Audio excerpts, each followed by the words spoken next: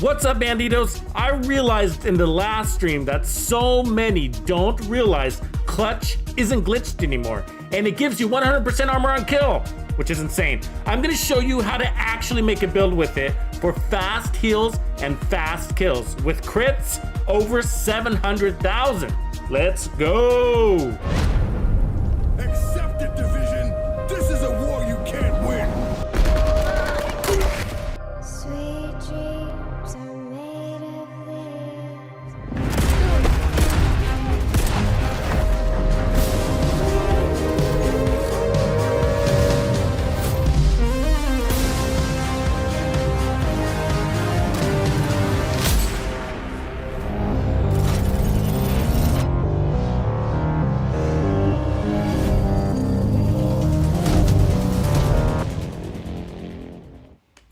What's up, Bandidos? Let's get that camera fixed. What's going on? I hope you're all having a fantastic Saturday afternoon or evening, depending on where you are chiming in from. I'm having a good one over here, and I got a good show for you. Today, we're gonna be talking about clutch, or rather, 100% armor on kill builds. Did you know that was even possible? That's right, 100% armor on kill. And this came up in our conversation on my last live stream that we did, which was Friday night, or Thursday, or I can't even remember anymore.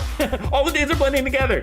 But I just did this high armor on kill build series. Actually, it was a lot of fun. The link to that last live stream is in the description area of this live stream, so I invite you to check that one out. Anyways, a few comments came up in the discussion feed, I realized after the fact, and a few people brought it up, that the argument is that you can't get 100% armor on kill using clutch alone. And that's a mistake if you believe that. So we're gonna get into that, and I'm gonna actually demonstrate how easy it is.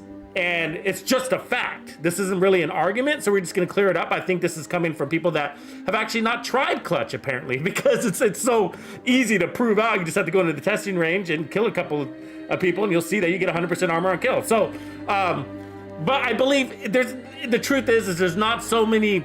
The description of clutch isn't that great, and so that can be improved by the devs. But before we get too far ahead of ourselves, let's just make sure we got all those Tux lives, which it sounds like I'm coming in loud and clear. Thank you, Dutchy, for hitting that up first. I appreciate that. Okay, so also, if you like what I do and you want to support me and the Division 2, hit the like and subscribe if you haven't done that. Also, the other day I released a 434% no bleed backfire build. Check that one out if you haven't. The links to that are also in the description area. And yeah, so let's get into this. You guys ready? Let me see who's joined us in the chat as well.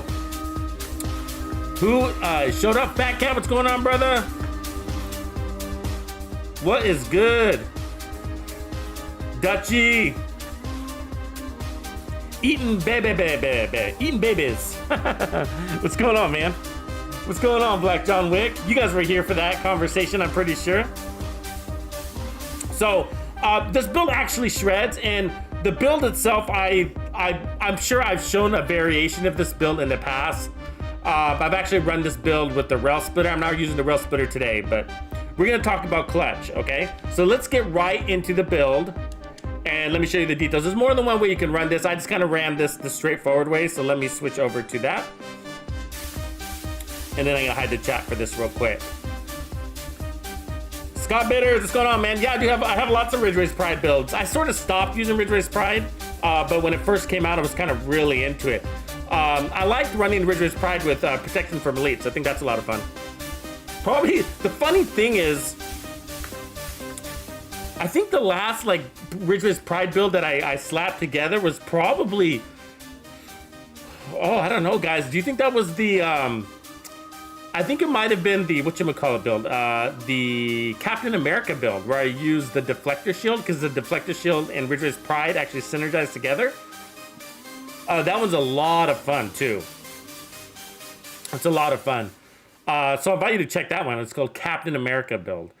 Yeah, so it uses the deflector and Ridge Race Pride. So the bullets deflected off of the deflector shield will actually activate Ridge Race Pride. So, which is really cool because you kind of just jump into the mosh pit of enemies and then send them back all the bullets to just spread them to everybody because they're all shooting at you anyways. And then everybody's bleeding, so you got that basically 50% regen. So, anyways, so we're gonna do a demonstration. Okay, so The argument is, this came up from a couple of comments. You know, there's always these people that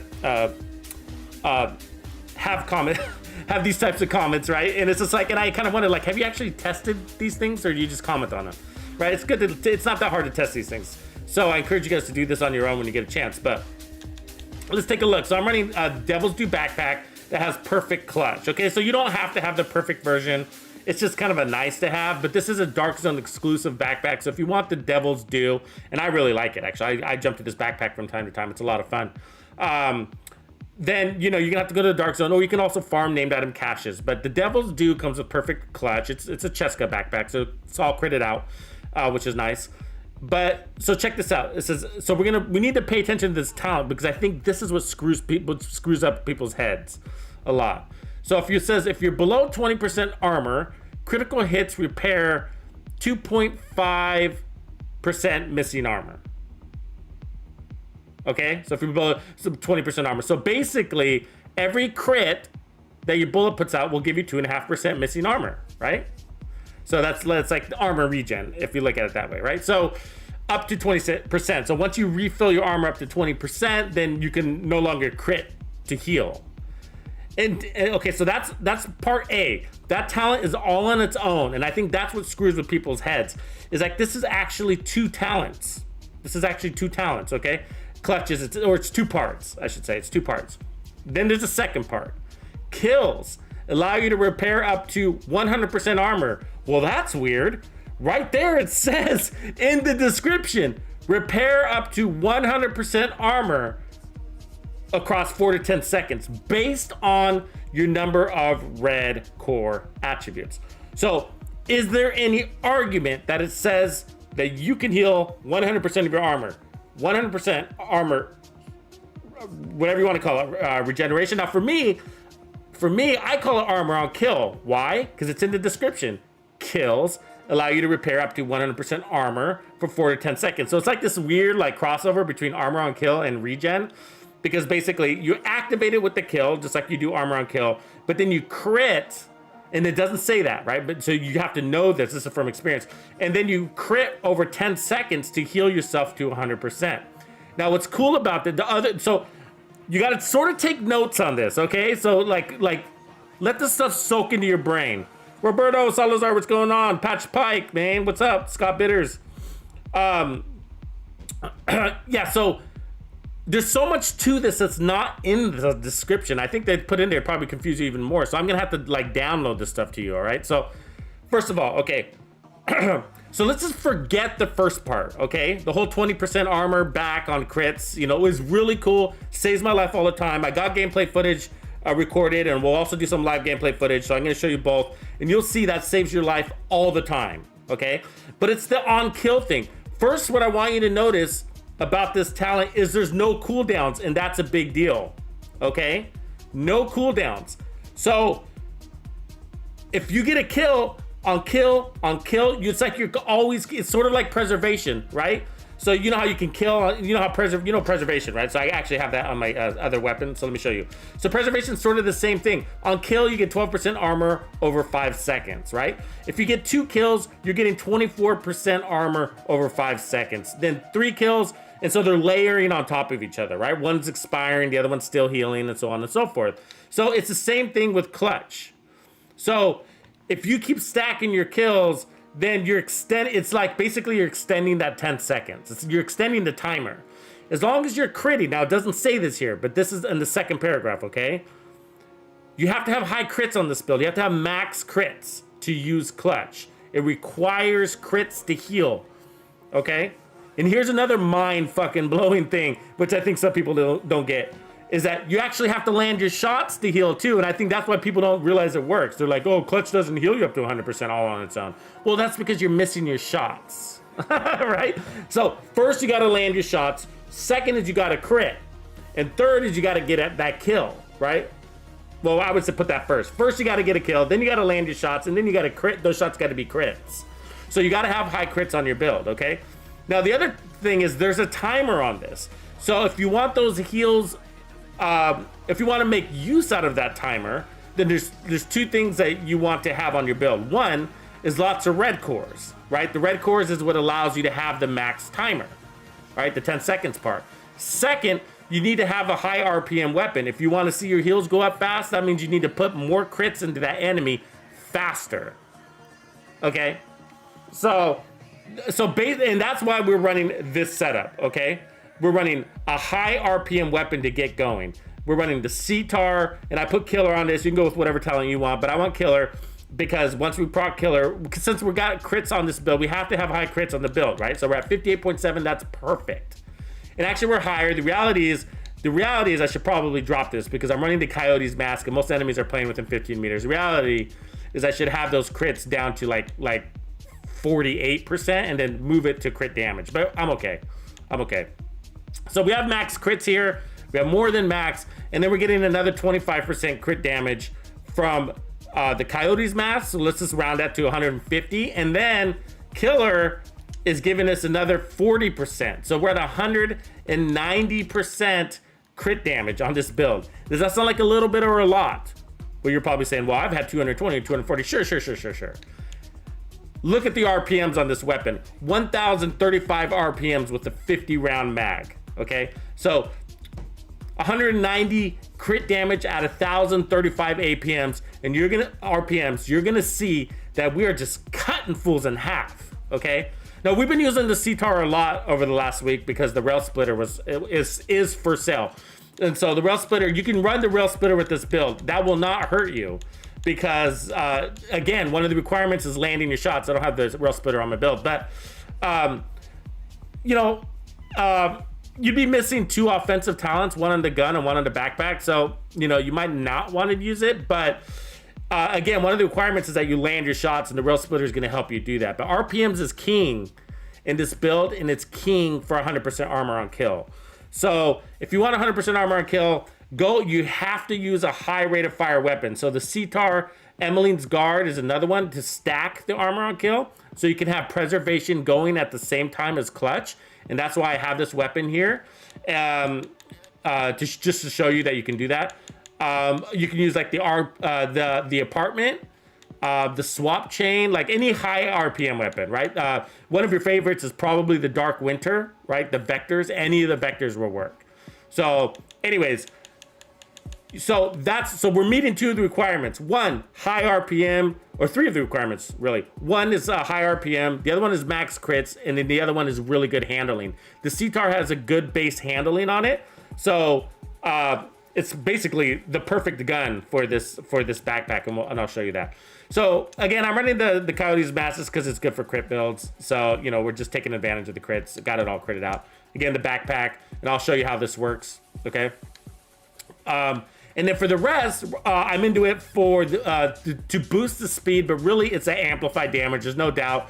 There's nothing mind-blowing or unique about the Striker build, but it does pair up really nicely with that CTAR and Killer, okay? So remember when I said we have 190 something crit damage? Well, we also have 50% amplified damage on top of that. And because we got a weapon with such high RPMs, we actually get to those 100 stacks from Press the Advantage, the talent on the chest. We get to those really fast. And because we have weapon handling on the build on top of a weapon that has good weapon handling, then we're also landing more of our shots, which helps us get to that number really fast. Does that make sense? So otherwise, I just have crits on everything, basically. Okay, so you got to read the instructions on these things. What is it saying here? Number of core attributes, red. So the more reds you have, the better. So what they're saying is that you can get basically 100% armor on kill if you're fast enough. Okay, in order to be fast, you need that high RPM weapon. You need to have high crits. You need to land your shots, and you need to have all red cores. So that's the catch. I mean, you could get away maybe with a blue core. 2 blue cores might be pushing it, but you don't have to have 100% armor on kill either. I mean, you could blend it like with Gunner, right? The Gunner specialization is also giving you 10% armor on kill. But running builds like this is really nice because it's hard to get armor on kill on these builds. So clutch is the perfect synergy here, okay? It's the perfect synergy. Now I'm running Gunner because I want that Banshee pulse, which is also nice for high DPS builds. Oh, I didn't realize I didn't have my mods here. That was hurting me. Let's put those on. So I want that, and then I'm also using the decoy. So these are basically my shields, okay? And then I am using Gunner for the 10% armor on kill because I want to basically boost. I'm giving Clutch a boost. But for the test, I'm gonna quickly take this away, okay? I'm gonna take away the 10% armor on kill to show you in the testing range, just to demonstrate, for demonstration purposes, that yes, with no armor regen and with no other armor on kill, Clutch is going to give you 100% armor on kill. Now, if you are longtime patrons of my channel, then you've seen this before, right? So I'm going to go to, so I'm just making sure I have my assault rifle here, and then I'm going to activate Sharpshooter, okay? So with Sharpshooter, there's no armor on kill. There's no, nothing that's going to help Clutch, except we get some weapon handling, which is nice. Landing more shots helps, right? But there's no armor on kill. So we have, and I'll show you the build again. So here's the build, no Gunner. The only armor on kill is Clutch. And it says right there, you can repair up to, what does it say? 100% of armor, 100% armor for 4 to 10 seconds. And so you need max red cores, we have that. So it's on a timer, we have fast RPMs. And we got handling, so we're gonna miss our shots, and we got max crits still, okay? So all I changed was I took off Gunner for 10% armor on kill. However, I recommend in gameplay, you run Gunner. One is, any Striker just uses so much ammo, it's a mistake to not run Gunner with Striker. Now, I've done it before for particular builds, but it's risky. You have to make sure you got access to that ammo crate. And then also the CTAR is just naturally a high RPM weapon. It also uses a shit ton of ammo. So between the CTAR and the Striker, you need to run Gunner for your ammo situations. But it's also nice to have that 10% armor on kill so that you can stack it. So you can stack the 10% armor on kill with Clutch, so you get that 100% armor to 100% armor even faster. But I'm gonna show you how fast you can get it. So first, let's damage ourselves, and then we're just gonna stand here so that you can see that I have 0 armor regen. You see that? 0 armor regen. Now health regens by itself. But look, we're just gonna stand here. There's no heals. Okay. So the argument is that, we're not worried about easy or hard or whatever. We're just, I'll show you the crits separately. Right now, we're just demonstrating armor on kill, okay? So the argument is that with Clutch alone cannot get you to 100% armor on kill. That's the argument. That is the misconception that we're gonna disprove, okay? We're gonna set that straight. Now, just so you know, that bonus armor that's showing up is just because I'm in cover, and the specialization gives me that bonus armor, but it's not helping our armor on kill at all. It just happens when I'm in cover. You see that? So that's not helping our armor on kill. Okay, so remember, just critting is gonna heal us to 20%. Killing is gonna give us armor on kill on top of that, okay? So let's crit. So let's just crit. Look at, we're healing, right? Just by critting. And then once once we get our kill, we activated Clutch. You can see that little symbol. And watch our armor climb to 100%. Now, every time we get an additional kill, which is going to be happening all the time with this build because it's actually pretty strong, we're going to be refreshing that 10 seconds. So that timer is being refreshed. And so they're dying really easy, and so that's why it's taking a little bit longer, because the enemies are dying. So there's less crits because we're killing them so fast. I can put it on harder to show you, but...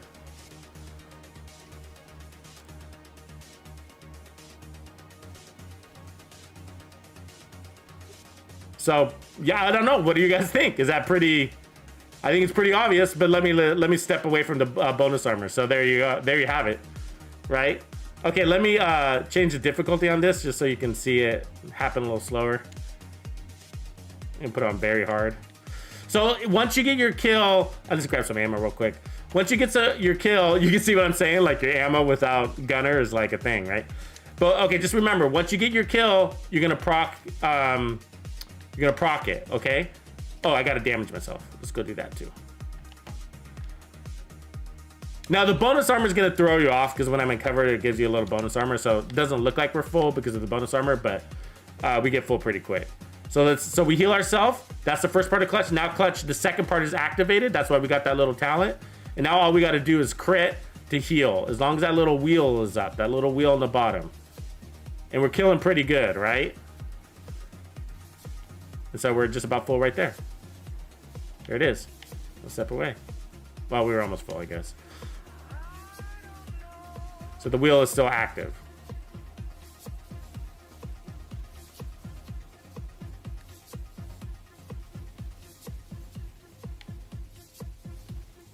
Yeah, so there you have it. So sorry, got to stay in this box. But yeah, so as long as that wheel's active, you can crit to heal. And so that's how the talent works, right? And so basically what it's saying, you got to have a strong build. You want to, you have to have max crits. You got to land your shots. You got to, okay, so that's the thing. So there's a very particular list, okay?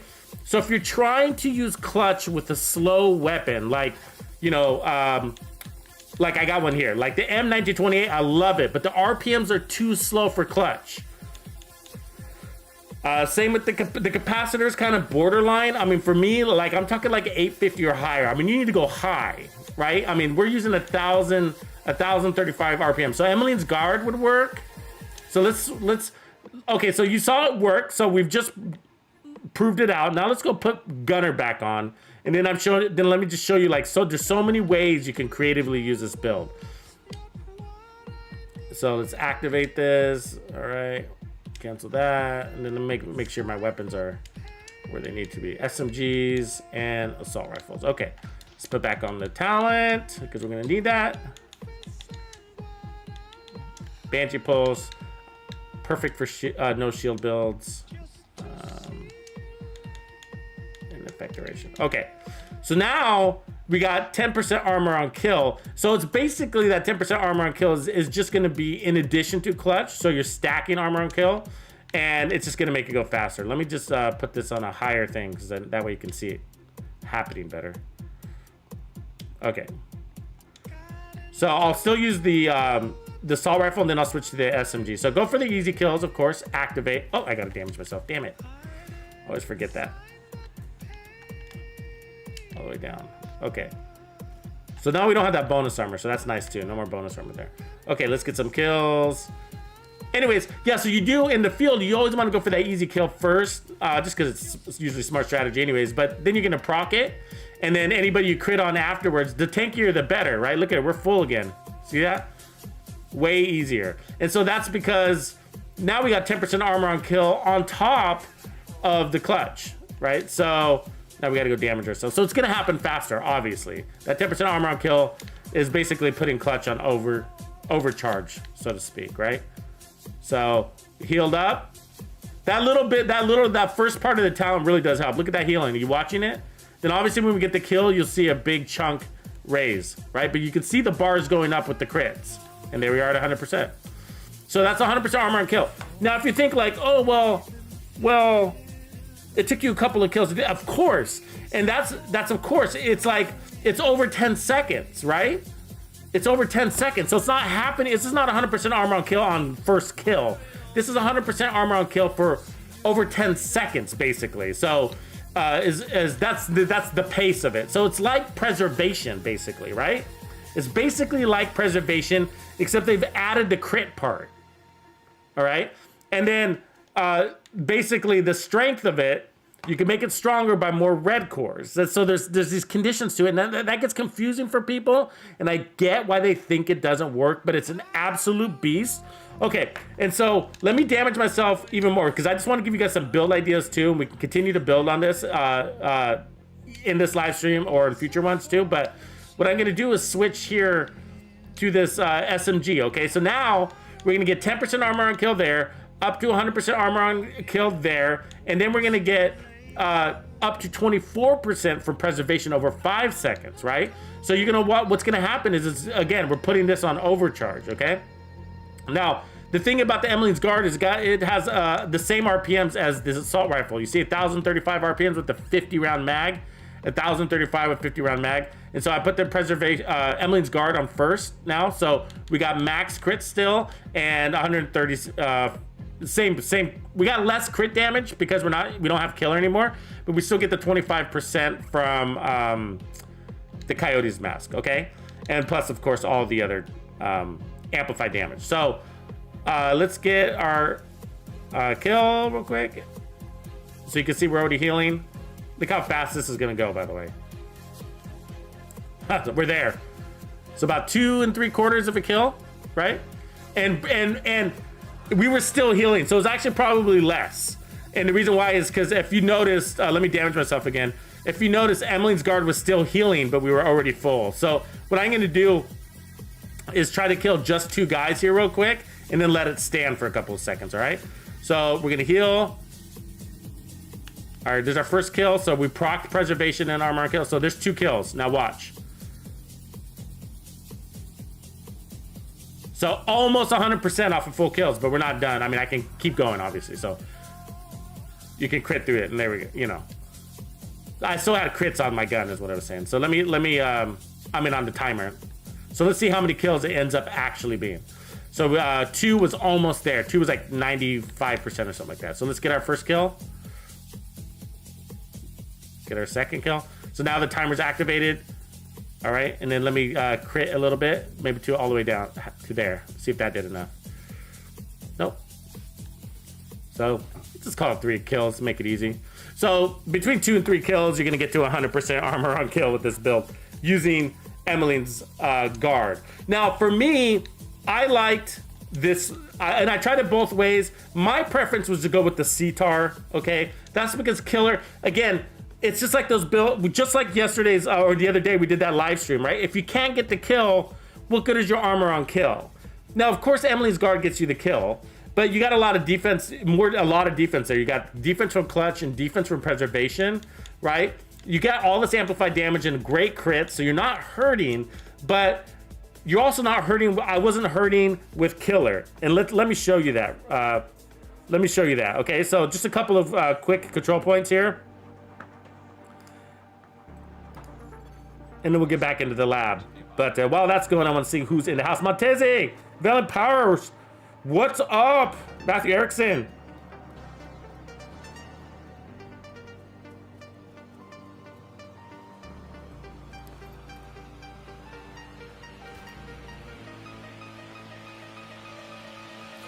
Yeah, Matthew Erickson, that's probably about right. Like, how many crits? I mean, it was probably, like, without Gunner... it was probably 4 mags. That would make sense. Maybe 5. I didn't count, but it was close to that. The reality is that you're probably gonna run Gunner anyways, because most of the weapons that would complement whatever it is, you need to be high speeds, right? Whatever it is. Now you can run clutch and run like a mediocre clutch if you want to. Like if for some reason your build just didn't have anything else, you know, so you wanted to run like 2 armor cores and have like, you know, 2 pieces of bellstone with clutch on it. So now you get, and then you got Gunner on top of that, you know, so you kind of got like this mediocre watered down clutch. You can do that. I mean, you can do that. The thing is that there's so much armor on kill out there. There's so many different ways to get it. Like a watered down clutch just hasn't really made sense to any of my builds. You know what I mean? What up, Roberto Salazar? Alexandra Silva. So like I feel like with clutch, it's either you need to build around it correctly or just don't use it, go a different way. But like if we'll look at the build, but this build that we're running, it's actually challenging to get armor on kill. Like if I use armor, see clutch. What's good about clutch is this is the. Let me give you the situation where you want clutch is that the best time to use clutch is when you don't want to take away any damage from your build, or you don't want to put any armor on your build. Let's put it that way. Like clutch is great for no armor builds, like this one, right? So I'm running no armor. We got 790,000 armor numbers, right? Which is really nice to be able to do that and still get armor on kill, right? And so sometimes you're like, oh, well, I want to be able 10% armor on kill, if you think about it, isn't enough because, I mean, for some builds, I mean, you can get away with it. But the problem is like, it's going to take you 10 kills to get to 100% armor on kill, right? 10 10 times 10% is going to give you, takes 10 kills. That's obvious. Clutch is basically going to cut that in half, you know, to like, basically like 4 kills or something. I don't know. I mean, it's based on crits. You only got to kill once. But the reason why I say it's going to take more than 1 kill is because, you know, it's not like the testing range, right? The testing range is never a good place to kind of like really prove something out, because all those enemies were standing by each other and not moving. The reality is your targets are going to move. They're going to be dodging and ducking, or you're going to see what's going on here, which is I only have 1 target in front of me. You know, so they're not always just lined up ready for you. But watch this right here. We are healing. Watch that. So here's Clutch in action. Of course, there's 10% happening from Gunner too. So we do have both. And that's the way I recommend running it too. Totally run it with Gunner. Make it even stronger. The point is that you can get 100% armor on kill. You got to get the kill first, and then it takes 10 seconds to fill up the rest of that armor, as long as you have max crits. Now, the challenge in the real world scenario is that, you know, enemies are spread out all over the place all the time, right? And so that's where the 10-second timer thing runs out on you, and why you need to get another kill, which is why it's important that you have a fast time to kill, so that's never a problem. I don't give a crap. I don't give a crap how many kills it takes for me to get to 100% armor on kill, because I am just cutting fools apart with this build. Would you care? Nah, getting kills isn't the problem. You know, I don't even care about the timer anymore. All I care about is that I'm constantly healing. I'm constantly healing. Look at that. You see that? Constantly healing. That's all you need to worry about, guys. It just works. Just know that it works. You're always healing. Now we're gonna go against rogues, where getting kills is gonna be difficult, but it's gonna work in this case too, and you'll see why. One is because we're not sacrificing any damage, right? So you have a lot of confidence. You're like, I haven't sacrificed any damage. If he wipes my armor down to very 0, you know, of course I can use an armor kit, but if I can't, then I'm gonna use the first part of Clutch and get myself back up to 20% armor just by critting on him, right? And so, remember when I was telling you the other day in a live stream that you just got to get comfortable not having full armor? Clutch is perfect for that, because it's going to keep you at that level of fighting armor, the amount of fighting armor, right? What you need is basically 20%. So watch, we're going to heal right there. Well, he's going to hide from us now, so now we don't have a target to heal on, but there he is. And then we get the kill, which also helps. But now I don't have a target to crit on, right? So I'm not healing right now because I got to crit on something. That's why I'm running on this guy. So look at that wheel. It's about to time out. And we timed out. You see that? So basically, when you're fighting like really tanky targets, like, and it's sort of like mano-a-mano, like one-on-one, like, you know, that kind of scenario, really, now you're really paying attention to the first part of Clutch. That first part of that talent, which is just keep me at 20% armor. And so what I guess my point was is like 20% armor is actually a healthy amount of armor. Like if you fight legendaries and if you play legendary solo a lot, or just legendary in general, you're constantly taking damage, you know? If you're at 100% armor in legendary, then you're not, maybe you need to be a little bit more aggressive or adjust your build or shoot more. But if you notice, you poke out your head, you're losing armor, right? But oh yeah, Matthew, that'd be cool to run it with the chatterbox. I think I have a long time ago. Actually, you know, back in the day, Matthew, like before they did the gear changes, you know, when Clutch used to be like the meta. Do you guys remember that? I'm sure you do. But so there's a story here and why Clutch isn't used right now, okay? But the reason why it's used is sort of got a bad rap. Now, it used to be meta. It's like the Blinder Firefly. So Blinder Firefly used to be the meta CC, Blinder and Riot Phone, right? And then the devs nerfed the Blinder Firefly so bad that nobody uses it anymore. It's rare, you know? And so, but it used to be the go-to CC for Legendary. Now, the same thing with Clutch. It was OP. It was my favorite build. I can't remember the other talent that used to run with it, the name of it, but it was all health based. So basically you ran 0 armor and you maxed out your health. And as long as you were critting, you can keep your health from never going down. And I guess my point is, Matthew, is that I used to use the chatterbox with Clutch, and it used to be my favorite combo. I love the chatterbox. As a matter of fact, I just whipped it out. I just took it out of the stash. I'm polishing it up because I'm going to make some more chatterbox builds for you. And Matthew, I'm going to give that a try and see how it feels. It's been a while since I've paired the two together. I do worry about, you know, like missing a damage talent on the backpack and a damage talent on the gun, but the reality is that, I'm sure you know this since you seem to be a math guy, is that RPMs are a multiplicative stat, right? So, and RPMs are, in my opinion, are king in this game. Like, I'm a really big fan of RPMs. They help a ton. So, you know, maybe that'll offset it, but I do worry, like if I lose 2 damage talents, will I be okay? But maybe with Striker, but maybe with actually probably Hunter's Fury, right? And get all that amp damage that way too. Probably better off. Thinking about it, probably better off a Hunter's Fury in that one. But yeah, I love the Chatterbox. I also like the Chatterbox because I'm a big fan of threat scaling, and there's not too many things that do that. So threat scaling is like based on the number of enemies that are around you, based on the threat that's in front of you, you're going to get stronger, right? And so there's a few things that are like that, like Adrenaline Rush is like that.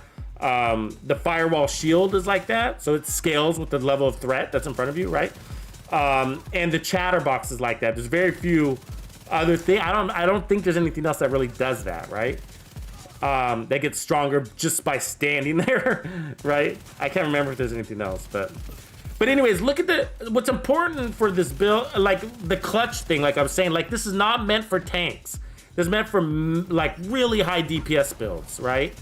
So it's like you gotta be shoving crits down these guys' throats, right? And so this build obviously shreds really well. I think it's critting like, I can't remember the exact number, but it was like 760, 790, somewhere in that range, but north of 700, shy of 800,000. Actually surprised that it feels like it's critting like at 1 million, to be honest with you, it does. But not having a defensive talent for the backpack is it's pulling it below 1 million. I think with like Vigilance, because we did run this build with Vigilance, I think we were critting at like 840 with Vigilance. So just pushing this down to like 760, I think. So, which is okay, which is totally okay because what's the RPMs? 1,035, right? And so think about 760,000 crits at 1,035 RPMs is nuts. And that's why everybody you see just they just looks like they're made out of paper, right? So the only thing that's risky is you got to realize is it's like, is that I'm playing out of shield, out of cover, no shield. You know, I'm going quick and, you know, so you're exposing yourself to a lot of damage, but that's just the way I play. You don't have to play as aggressive as I am.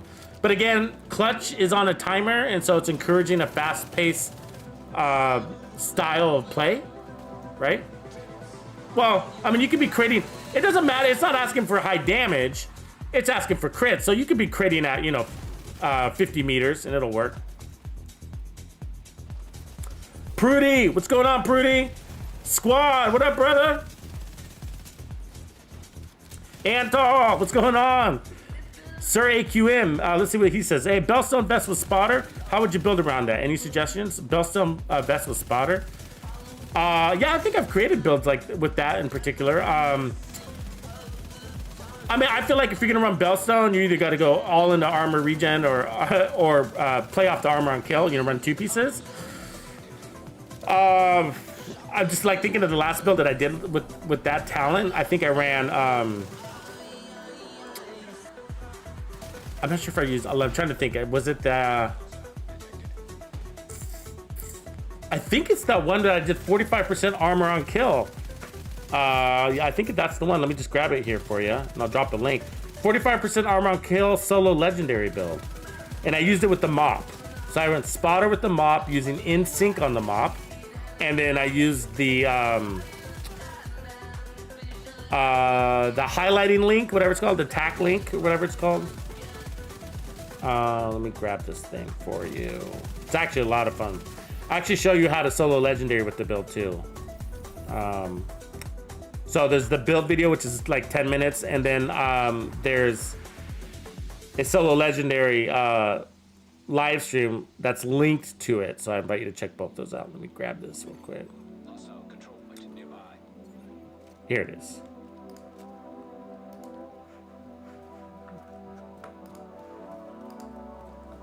So spotter, 45% AOK build. So check that one out. Yeah, it's a lot of fun. And I think I'm using Bellstone on that chest because I got 45% armor on kill, so I'm using the mop, and I'm running instinct, so the mop's giving me 10% armor on kill. And so if I remember right, I'm using 2 pieces of Bellstone and then probably the death grips in addition, but you know, you don't need to do the death grips. But Monteze. So I'm just kind of going through. Hey, Tucker, what's going on, man? Yeah, YouTube and their notifications, man. Yeah, I don't know what to tell you. So let me pause this gameplay because I actually didn't get that much recorded gameplay. I just used it for demonstration purposes. So I do want to do some live stuff with you. You guys are down for that. So we could check. We can modify this build too, or we could run it like it is. I mean, one thing is that I think the ammo is something that we got to keep our eye on, right? So let me look at the build again here. So here's the build that we're running for those of you that came in late. And by the way, if you haven't done so, please make sure you hit the like on this video and subscribe if you haven't done that. I'd appreciate it. Fernandez, Ford Negotiator's Dilemma with perfect clutch. Ooh, that's interesting. That's interesting. That makes a lot of sense to me. The only thing is that clutch takes up your backpack, and I like to have Negotiator's Dilemma there. Would you run a chest piece with that, Fernando? Are you running Negotiator's chest with that? To pick up that extra, I don't know. I don't know if I would want that. Let me see if I have my Negotiators with me. Let's pop it over. So that's a nice synergy what he's suggesting, and obviously I'm sure if you guys with experience will realize this is that because it's good, the build set itself gives you crits, so it's, you know, synergizing with the requirement, but also it tends to be an all red build that way too, right? I mean, you can put armor on it, but to get the most out of Negotiators, you usually want to go max damage everywhere. And it's sort of like a hold your ground build. That's the difference, is like you usually hold your ground, mark your targets, and then go from there. Now, what do you guys think about like being too strong? Like, because we can run, let me see if I got like the perfect sacrifice, right? So you understand, like, if this is the funny thing, the irony here, right? Like, hear me out here. Like, here's the irony. Like, the funny thing is, like, if you kill the enemy too fast, then there's nobody left to crit on to heal from. You understand what I'm saying? So it's sort of like you kind of not want to kill them like too fast, right? So what do you think about that, right? That theory. So your build's so strong that you're not using clutch because there's nobody left to get the heals from. You gotta like tone it down. I don't know. But so let's see where we're at. So with this, ooh, that bumps up our crits a lot. So let's see, are all these crit damage? Just make sure we're there. Crit damage. Okay, so let's pull off our crit chance there. So where are we now? Still 60. Wow. So let's pop this to crit damage. Yeah, this is gonna be fun. I like your suggestion. Good one, Fernando. I don't know, Matthew Erickson. I don't think it does. You know what I mean? Because I think, yeah, I mean, I'm just interpreting. It's a good test. I don't know. We'll see if we can pull off the test accurately. Okay, that's good. So 56%, 56.7. That's a really good question. I was wondering that myself too, actually, but my hunch is no. You know what I mean? Because I'll show you why. But the way the talent reads, it just says you applied that damage from that crit. You know, just like it seems like you're just passing over the damage number. So let's read the talent. Okay. So normally you run the Negotiator's backpack here, right? So, but it's kind of good that we're not, because we do need to tone it down a little bit so that we have somebody standing to crit on. So I know that sounds funny, but you're like, you know, you'll see. But okay, so this 4 pieces is what we're running. This gear set just works with like anything in the game, by the way. It works with anything in the game, anything. Just the worst weapons, right? I mean, you can run the Bullet King with this. You can run the backfire with this. I do have that build. What's another funny one? Oh, the snake bite one. What's it called? The Diamondback. You can run that with this. Like anything works with this gun. The Pestilence with the set. Anyway, so we get crit chance, crit damage, and then hostile negotiations. So crits again. So that there's a synergy there. Crits hits marked enemies. You can mark up to 3 of them for 20 seconds. And then 2 additional. So this is the part where I think it's not going to transfer, but we'll try.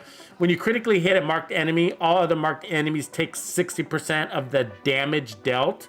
So it's not saying it's transferring the crit. It's saying they take 60% of the total damage dealt. And so it just makes me think that they're not going to, like, say you got 3 crits going at the same time. That'd be cool if you think about it, because like think about weapons like the Vigilant, or like what's it called, the Virginian. You know, you could take advantage of that. Anyways, whenever a marked enemy dies, you also get 40% more. You get 2% crit hit damage, stacking up 20 times, which is 40%. So with this build, we're at 176, okay, plus 80%. So that's basically 256%, 250, we'll call it 257% crit damage. 257. So 40% is coming from the weapon. So we got killer. So on kill we get 40%, and then after we get basically 20 kills, then we can get another 40%. So, which is gonna be easier than you think. So let's reset this, and then let's damage ourselves, and let's see how many kills it takes to get ourselves to full. So basically, we gotta spread the love, right? So we're gonna, let me switch the weapon. Now again, I don't have my talents all racked up, so don't pay attention to time to kill as much, but so much it was the healing. So now we gotta mark another target and then just keep spreading it. So I think that was 1, 3, 4, 5 basically. So the problem is that they just die too fast. You need the crits. See, the kill just activates it. And then you got to crit after that. You got to have something to shoot after that. So if they're all dead, then you're just standing there, right? Not healing. You got to have something to shoot at. So it's going to work in Legendary as long as you got your time to kill. So I think it's better to just go see this in real world scenario. What do you guys think? Okay, so I'm going to fast travel. So while that's happening, check out a quick little commercial break. Accept it, Division. This is a war you can't win. Sweet dreams are made of this.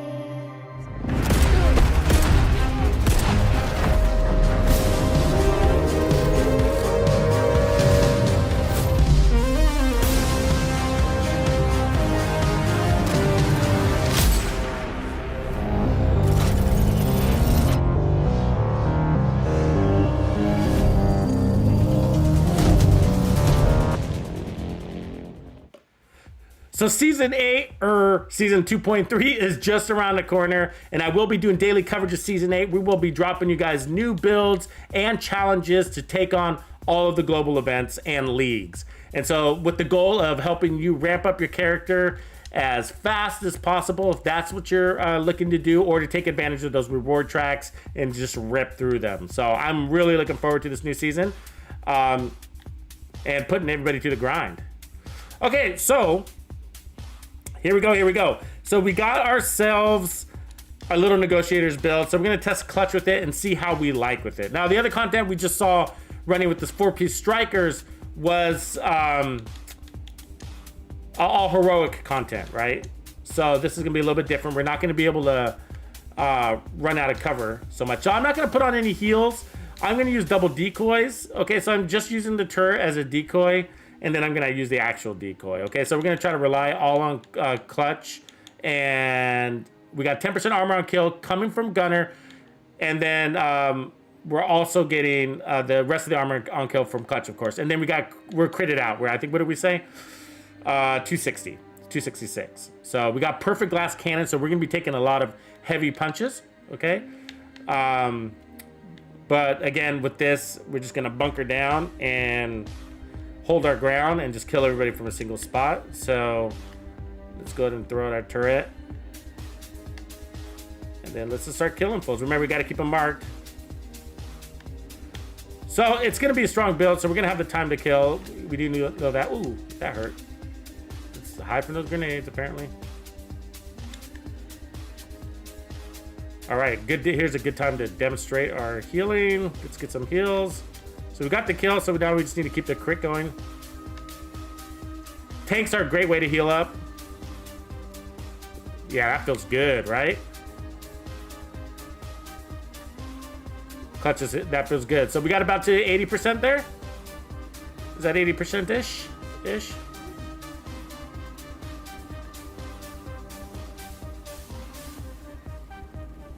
So when you run these builds, you got to always remember to be critting. Just keep spreading those crits.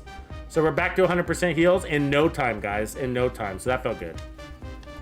Yeah, this no doubt works. I think I almost like it than the striker build, actually. Good one, Fernando. Good one, Fernando. So I like leaving one of these tanks alive if I can, so that they can help me take out the drone operators. So that's what I'm gonna do. I'm gonna leave those tanks alive.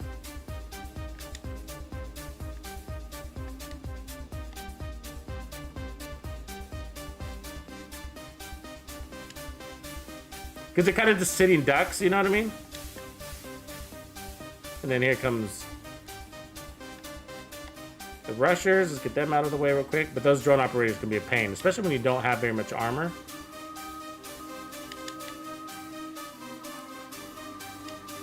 So once you get rid of the tanks, those are your real threats. And it's mostly because they hide, right? They do a good job of hiding back there.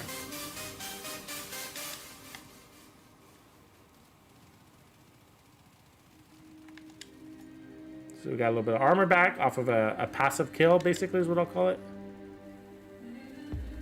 So every time we get a kill, we activate it. So that's the important part of kills, is it's just like it's keeping clutch active. So there we are, back to 100% again. Or 95 or something, whatever that is. So now we can be patient, there's no hurry. We got rid of all of our major threats. So we're sitting here just chillaxing.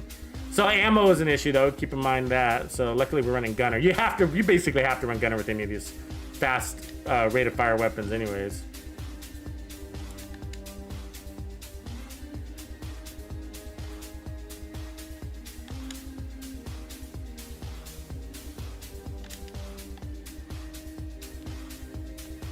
So what I'm trying to do is not kill the chungas actually, so I just want to keep them marked.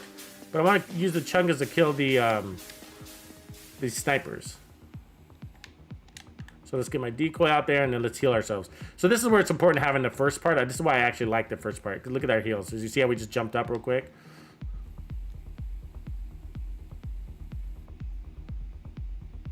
Get rid of that sniper back there. Yeah, see, we got back to full real fast. So as long as we have marked enemies. Yeah, this goes real fast with negotiators. I like it.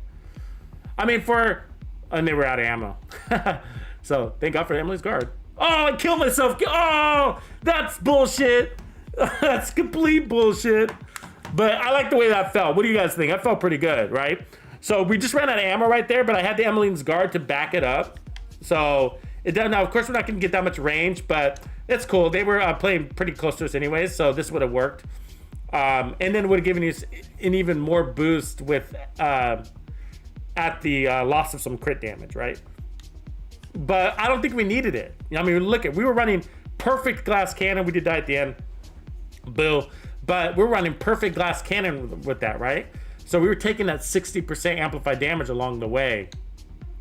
And, you know, we were sticking behind cover as much as possible. So we had that going for us as well. But I guess what I'm saying is that between clutch and that 10% armor on kill here, we were doing a really good job. You know, so we'll do it again. But let me see about answering some of you guys' questions real quick, because I know you guys got them. Really good questions and comments. So again, don't forget to hit that like and subscribe. Also, I am dropping content on Twitch now as well. So I invite you to head over there and make sure you follow and subscribe me if you're willing. I appreciate the support.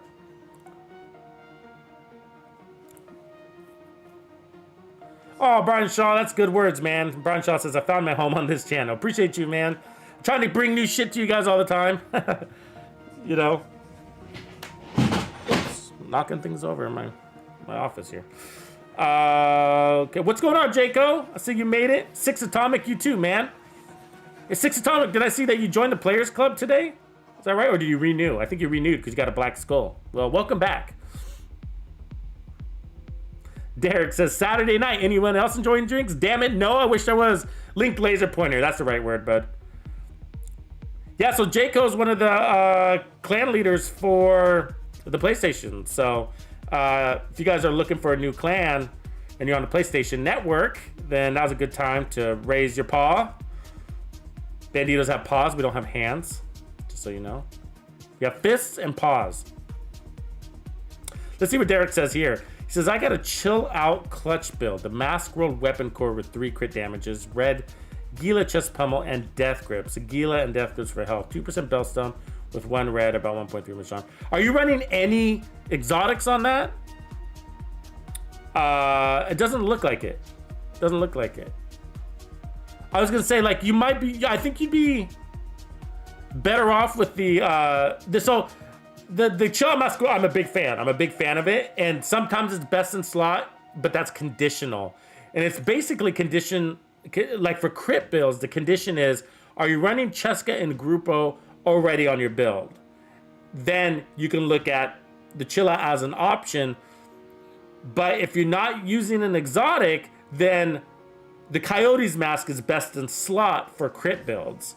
But if you already have an exotic, like the Ninja Bike knee pads or Ridge Race Pride or the Memento, then you can't run the Coyote's mask. So as long as you're running Grupo and Cheska, then the Chill Out mask becomes the best option there if you're going in on all the crits.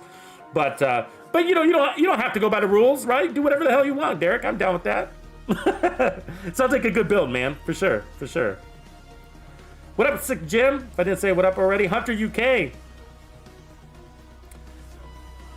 No, Hunter UK, the old meta, I mean, that's a good setup too. Unbreakable and Clutch, no doubt. Actually, I remember that. I remember that for PvP specifically, right? But there was also, it was like something else. It was like, we called them the vampire builds, and it was like, there was just like this other variation. It was like something like Bloodsucker, but for the chest. And I just can't remember what it was. I can't remember what it was called. Yeah, but you guys want to try both the builds. I'm liking the Negotiators version. Actually, so, and that's probably the condition. I mean, I think the Striker one will work out fine. The problem will be ammo if you're running solo. If you're running a group, then you're not going to have an ammo problem because you got guys helping out, right?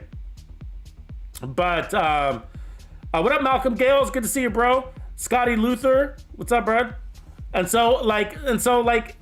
But if you're gonna go solo legendary with this build, you might be better off with Negotiators, and try not to go for your extremely distant targets, so that way you're kind of conserving some of your ammo. And also, one of the better things to do too is try to use your secondary weapon sometimes. You know what I mean? Like the apartment is a good secondary weapon. Actually, let me switch to the apartment because or the swap chain. Yeah, the swap chain's funny. No, swap chain's my normal go-to backup weapon. I think it's the best backup weapon in the game because of a perfect unwavering, excuse me. So it gives you 400% weapon handling, which is just like insane. It's ridiculous, right? It's just ridiculous. But I run it with the 30x scope, so that's a Tuxedo's trick right there. So definitely take me up on that. And the reason why is it's like, no, this is for backup. I mean, you can still go in scope, but you don't have to go in scope to get that headshot damage. You can blind fire over cover. So what I suggest you do is from time to time switch to this, just for 5 seconds, at least exhaust the mag, and you will find that you'll be able, and I'll show this in the gameplay footage here in a second, but you'll be able to like hone in on somebody's head, blind firing at like 25, 40, 50 meters out. And so put the 30 scope on it, the 30% headshot scope, the 8x scope. And it's amazing. It's amazing. So we'll use that as our backup weapon. It's a lot of fun. So, but it is intended for like a blind fire, and that's a blind fire type trick. But you can run 8x scopes on SMGs, but and I think I've showed you guys that before actually. I like to run an 8x scope on the apartment actually. So okay, so let's give this a try. Last time we died at the very end, which was just stupid. So that was my bad. I think I was getting cocky or something. I don't know. Actually, he had a kind of a weird angle. I didn't expect him to be able to hit me as like he did. So, okay, here we go.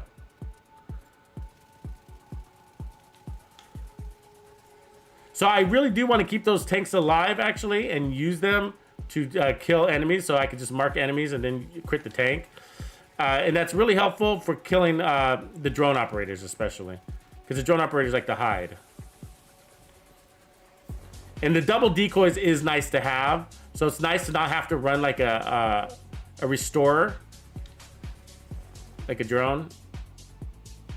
We have the DPS to send those tanks back, so don't worry about that. Just know where they're standing, so.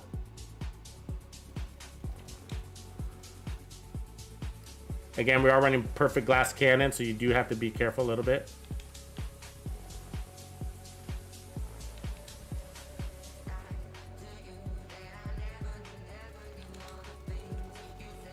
So the decoy is pretty important with perfect glass cannon. Oh, that's bullshit. That tank just landed that grenade. Fuck you. Let's get rid of that grenader.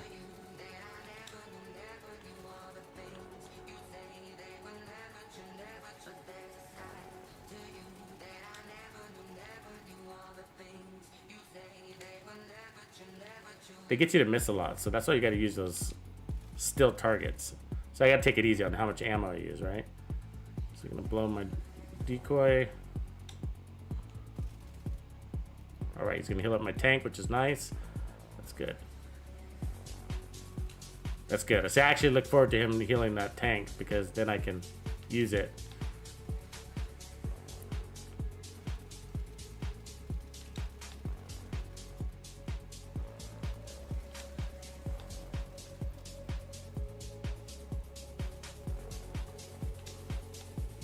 Armor's looking good. Back to full. Again, like I said, you got to get used to not having full armor. Like, you want your armor to go up, down, up, down. You know, use your armor. Use it. I mean, it's nice being max armor. Don't get me wrong. I like to be healthy too. But, you know, use your armor to get out of cover to shoot more, right? Is that one? I think there's 2 drone operators back. I need to just tag them, right? Okay, got him. So now we can focus in on that tank, which is hiding from us, actually. But oh, that hurt. Let me heal up, actually, because these drone operators are a pain in my ass. There's one hiding up there. We got to get her. It's dangerous when you got a drone operator still alive with the chunga, because they'll pop you out and then the chungas will finish you. So I'm gonna switch to my unwavering.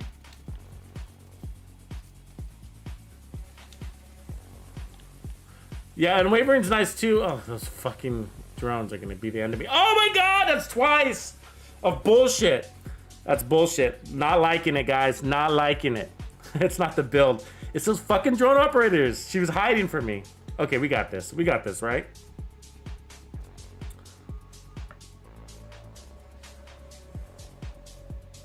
Oh, yeah. Good call, Matthew. Good catch. Good catch.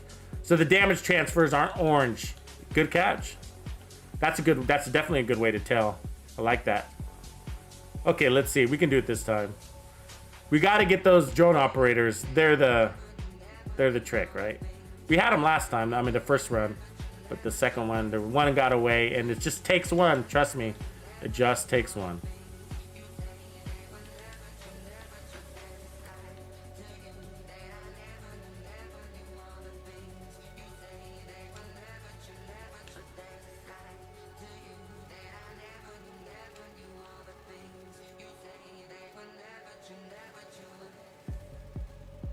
They definitely feel like butter, though. But so am I.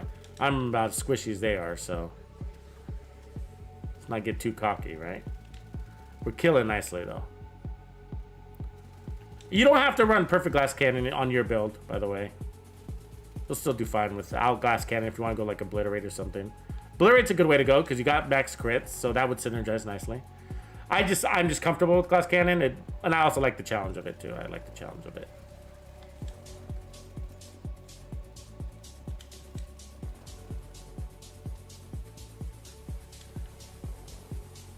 All right, here come the drone operators. Let's try to do a little better. Mark that tank back there.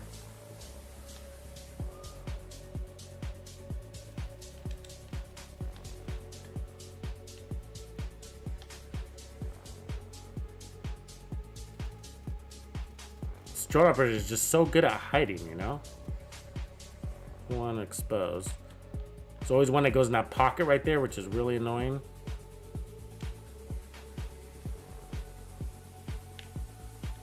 See, if you focus too much on the drone operators, then then you forget about those rushers, and that's dangerous, right? All right, that one's done. So I think there's one more maybe. I don't know. I lost track. Did we kill the red one? There's usually, I think, 3 purples, 1 red one. There's sometimes like the one will hide like all the way in the back for a while, and then like not come out for a while, and then all of a sudden this random drone comes your way and you're like, oh damn it, there was still one alive.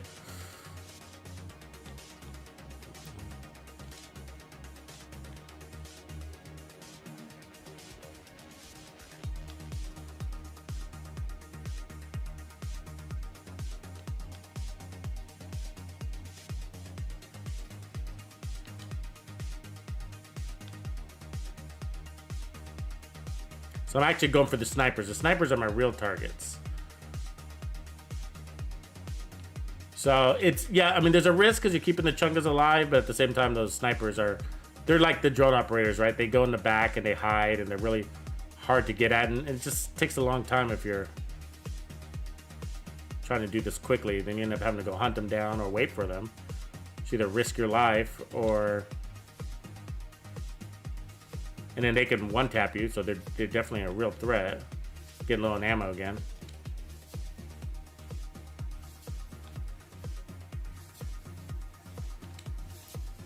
That's also part of my philosophy, I believe, with like the... gonna switch here.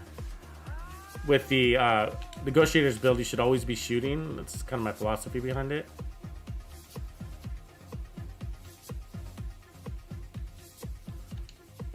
And one of the reasons why I'm running out of ammo too is because we're not moving, right? There's ammo on the field, but all right, got her.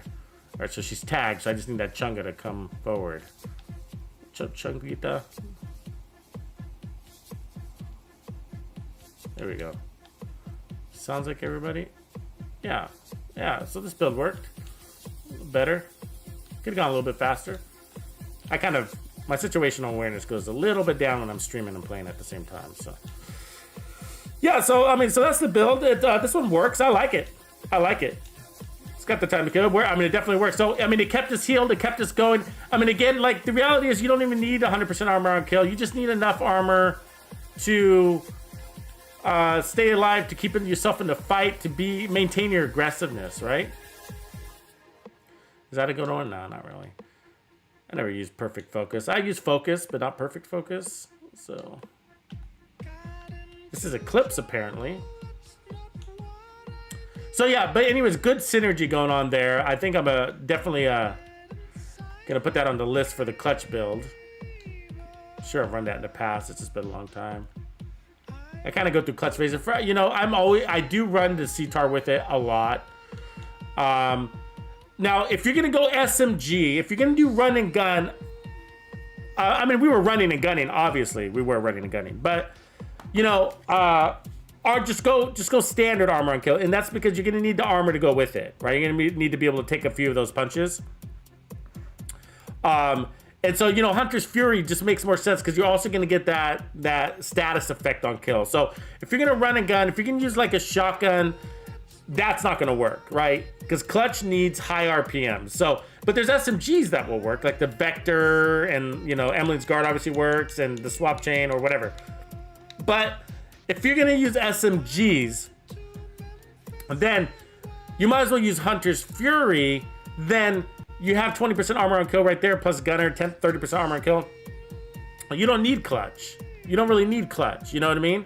So like put on the Memento or something like that, whatever, you know, Adrenaline Rush or something. So like it's sort of, so that's why it's kind of like, you know, I tend to go assault rifle. You know, it's like, it's good because there's no distance parameter to it. As long as you're critting, as long as you can get a kill and then you can crit, you're healing. So no, I'm running and gunning too. So it does ask for a more high tempo play style because there's a time limit on it. Anything with a time limit on it is saying, you know, a more aggressive play style, so to speak, right? So that's cool, and I'm okay with that, and I do play that way, but I'm not like using it like I do like with the one-tap shotgun build. And if I was, then I might as well just use Hunter's Fury. That works too, and you guys all know that, right? Like, we just ran that in the last live stream. So, I don't know. What do you guys think? What do you guys think? I mean, do you think it makes sense to use clutch with an SMG? I mean, so, it sort of does. Like, if that SMG was a play from cover style SMG, and you're going to be playing at distance. But the reality is that SMG's got a serious, like, weapon drop-off, right? There's a damage drop-off on it. And so, if you look, that SMGs will say that they got a 15... I mean, let's just look at the drop-off here. I mean, look at that drop-off, which is, you know, the damage drop-off right under the reload time there on the right.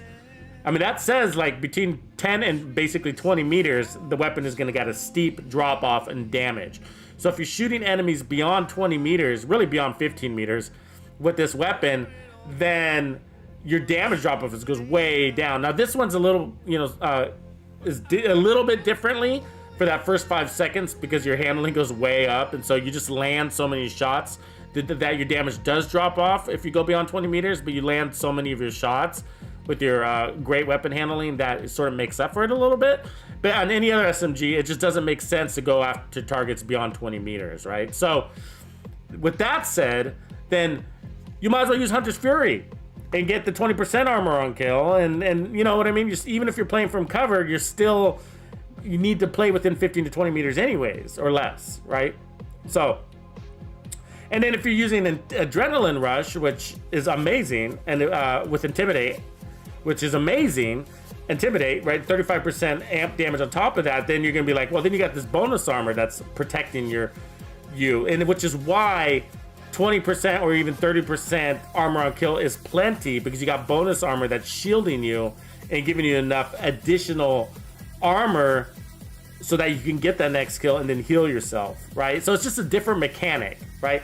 And so this mechanic, again, let's just go through the criteria. High RPMs, you got to actually land your shots, and those shots have to be crits, right? And so the higher your RPM, then the more likely you're going to be able to meet the parameter, which is you got 10 seconds to use it. Now, if you're a killer like we are and killing all the time, then the 10 seconds doesn't even matter because you're always refreshing the timer. Can you get a kill once every 10 seconds? Absolutely. We're killing back to back to back to back with the Striker build or with the Negotiators build. We're killing so much, we don't even care about the timer. I don't care about the timer. What I care about is that I'm constantly healing. There's only a few circumstances where you sort of get pinned down, right? You can get pinned down, so that can happen. So, and that's what the first part of clutch is about. If you get pinned down, then all you got to do is crit and you can get 20% of your armor back. You know what I mean?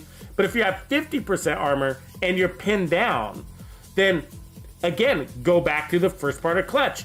You can risk losing that 50% armor and go all the way down to armor break. As long as you get some crits out, then you can get yourself back up to 20% armor and just kind of rinse and repeat. And then inevitably, one of those guys is going to die, and then now you're back on to the ability to heal yourself to 100%. So you saw that in the gameplay. But there are circumstances where clutch might not work and where you're going to have to pop out an armor kit, you know, but they're rare enough for it to be okay. So one of those circumstances might be like you're against like a really tanky guy. Maybe it's like aggro, right? So aggro is going to put you in a situation where you're constantly going from 0 to 20%, 0 to 20%, but you're never going to get to 100% with aggro because you got to get a kill. So if it's just you and aggro, there's nobody left to kill, you're never going to get to 100% armor unless you pop that armor kit. But you will always be able to keep yourself up to 20% or dead. 20% or dead. You know what I mean? It's going to go, you're going to stay there. But that's okay. 20% is plenty to stay in the fight, but you know what I mean. So there are situations where clutch isn't going to take you up all the way. But so clutch is situational. It is, you know what I mean? So it's not really meant for running, gunning.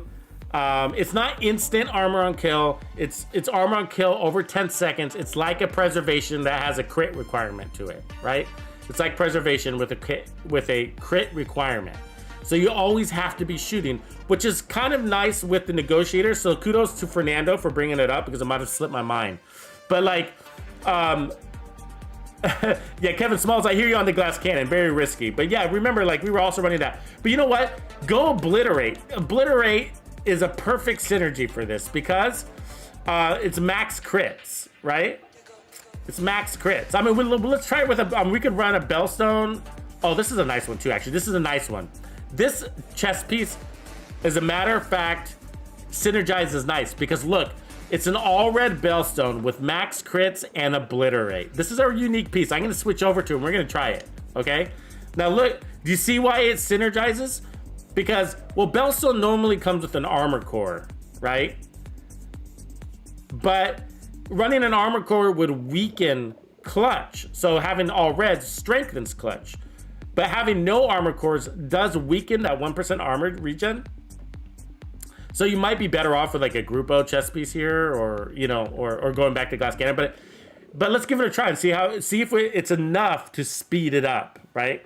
That you can see it. Now the numbers on paper and how things really pan out in the field are different. But according to this, we're gonna get 7,260 armor regeneration. Does that mean a little bit or does it mean a lot? Well, we're just gonna have to see, right? It's a little number, but let's see what our crits are. So 50, 56. So we're gonna need a little bit of crit damage here, I think, or crit chance actually. Are we running the coyotes? I can't remember. No, we're not. Okay. So let's put on, I keep grabbing the wrong one. Hold on a second. This will be an interesting one. There we go. Oh, I see, because I got headshot damage there. So I wish that was crit chance instead of headshot damage on the chest, but that's what dropped us. So that's okay. We'll make do. But, so we're going to be at 244% crit damage with negotiators. But I guess the point is that there are ways that you can, and so that we're going to do this too. We're going to put the heals on as well, just to prove a point. So we're going to have heals with armor regen. All right, and the point is that if you want to boost the power, like to stack these different types of heals and kind of go, what do we call that? Like the Invisishield kind of concept, right?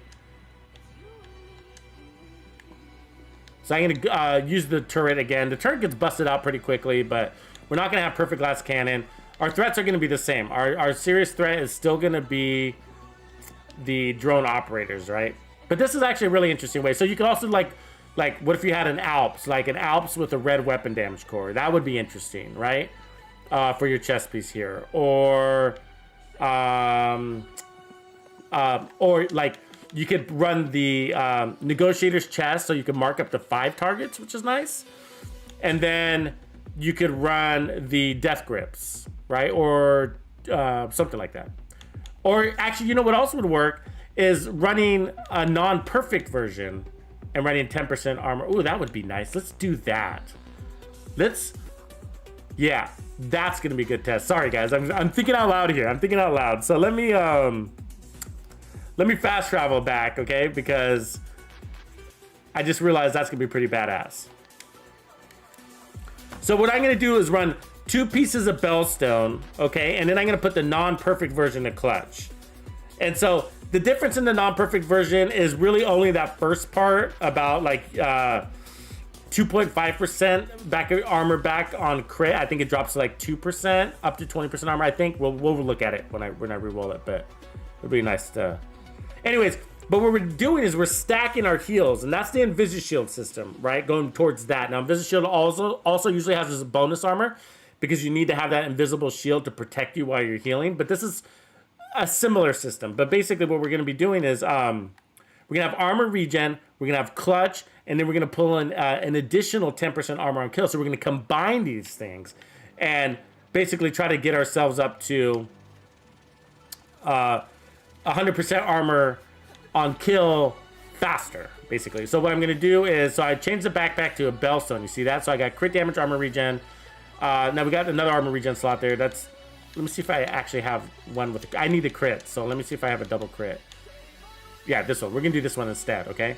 Because the armor regen would be nice, don't get me wrong, but the double crit would be better because I need the crits, right? I don't want to drop crit. I don't want to lose too much damage. We got a lot of damage though, so it's not a, you know, so I say that statement carefully because we got a lot of damage. There's clutch. Okay, so see the difference there? So, okay, so if we're below 15% armor, now the perfect version said if we're below 20% armor, so that's the only difference, okay? So let's transfer this. All right, so now we're at 53 there, so I got crit chance there, crit damage, and then crit chance. So we're all red. Oh shit, we got a blue armor core. I didn't catch that. Damn it. That's gonna be hard to do because I don't know if I got a Bellstone, an all red backpack as a Bellstone. You know what I'm saying? But that might be okay. It might make up the difference. It's not gonna be an exact apples to apples, but see, I got an all red Bellstone there, but it's got vigilance and all red wicked. I like all red Bellstones, by the way. I like them. Totally recommend you pick some up. But it's like, okay, we're gonna have to try it with armor, with a little bit of armor. I'm okay with that. We're compensating. Let me tell you why. Okay, I know I'm saying things really fast because I'm thinking out loud, but so this is what's going on. Okay, so we still got clutch. Now the first part's nice, but we're really after the 100% armor on kill over 4 to 10 seconds. Now because I'm running an armor core, okay, it's gonna drop that down. So basically the timer is gonna time out to like 8 seconds or something like that. I'm not sure exactly what the math is. I'm just estimating here, but basically every armor core you run is gonna take you up from 4 seconds closer to 10 seconds, okay? So basically 6 armor cores is giving you 6 more seconds, right? So we're basically taking off 1 second by estimation. That's how I interpret it. I haven't actually timed it. So, you know, you guys are welcome to help me out there. So, okay. So we're lowering that time a little bit, but just like you heard me say before, I don't care about the time as long as we're constantly killing. So we're gonna take a little bit of killing power off, of course, because we're getting rid of a Cheska and Perfect Glass Cannon. And so we dropped our crits down, but we should still have a relatively fast time to kill. So we should be always killing. You know, the question is, can we kill once every 9 seconds? And the answer is, it's going to be yes, I'm sure of it. But anyways, so on top of the 100% armor on kill, which is gonna be a little bit harder to get now, of course, but I'm not worried about that because we've now compensated with a couple of things that are gonna help us. Now we got 1% armor regen and then an additional 10% armor on kill. So this build has 20% armor on 20% armor on kill. So 10% from Gunner, 10% because we're running 2 pieces of Bellstone, and then we got the armor regen. Now my chest piece is my second piece of Bellstone, right? But it's all red, so I'm not running too much blue, which is good for me. I'm happy about that. And then I got Obliterate, so we're taking away Glass Cannon, so we're not going to be taking as much damage as well. But since we're running so much crits, that this talent actually synergizes nicely. So let's give this a whirl and see what we do. So, but let's look at our total crits. So we're going to be pulling in an additional 80% on top of this. So 50, so that's 230%, 234% total crit damage once we get that first kill, because 40% is coming from killer. And then the rest is coming from stacking kills from negotiators. So so the only thing I changed is the chest piece and backpack, but it's going to be an interesting change. But I like doing things like this. Like I like stacking different types of heals. Like I find that when I do that, it tends to work out nicely. I don't know how else to put it, but Sergeant 12XU, what's up, buddy?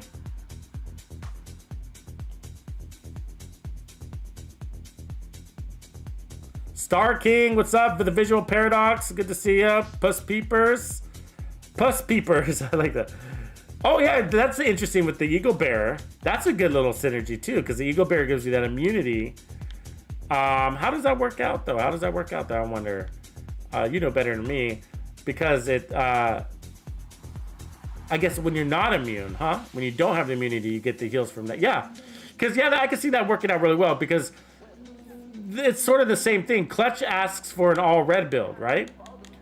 So does the Eagle Bearer. The Eagle Bearer says, like, you need, basically with the Eagle Bearer, it doesn't say this, but the reality is that you need to get 3 kills in 10 seconds, and the first one needs to be a headshot kill to get all that immunity, which means you need to run an all red build if you want to make the use of that. But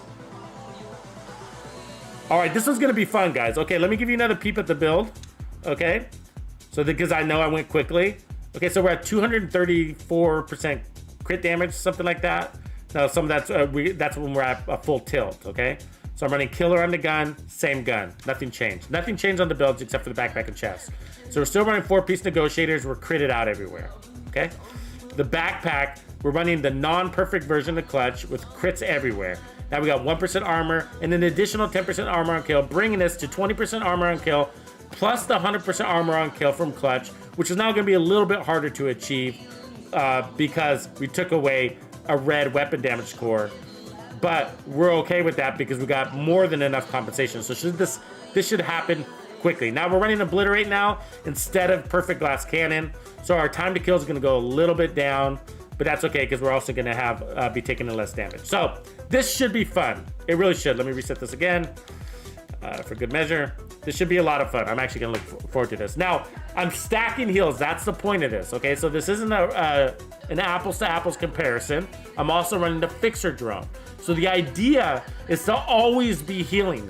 That's the concept, okay? Always be healing. So let's kick this off. And we still gotta have, we don't want to lose our nice time to kill. So we are losing some time to kill, but we don't want to put on so much defense that we can't kill anything, you know what I mean? And a good test is, I like testing the beginning of District Union Arena because those tanks are a good little DPS test, I feel like.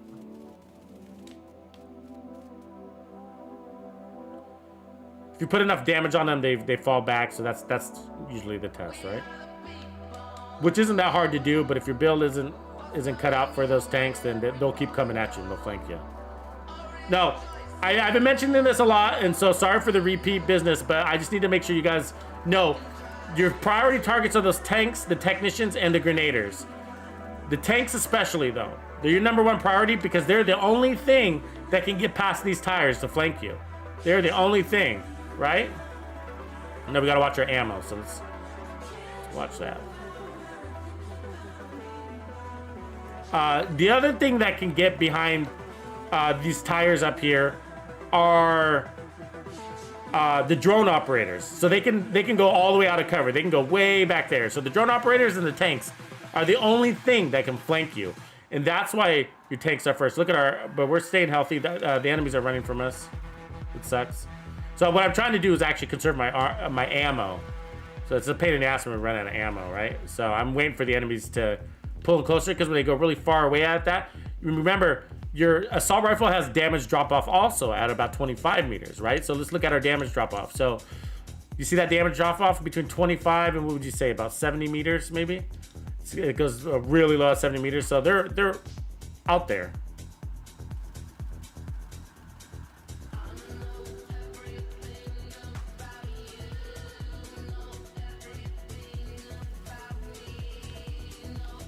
I'm trying to keep that tank alive too, by the way.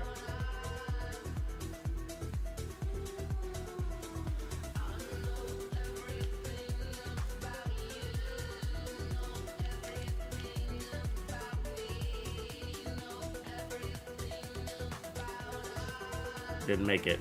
Sorry, tank. You didn't make it. Come on, wussies. Okay, here comes the... Okay, let's get my decoy out. Get rid of that grenadier while we can. Alright. For the drone operators, remember, there are real targets here. There are real threats. The rushers, too. There are rushers. You gotta get rid of them.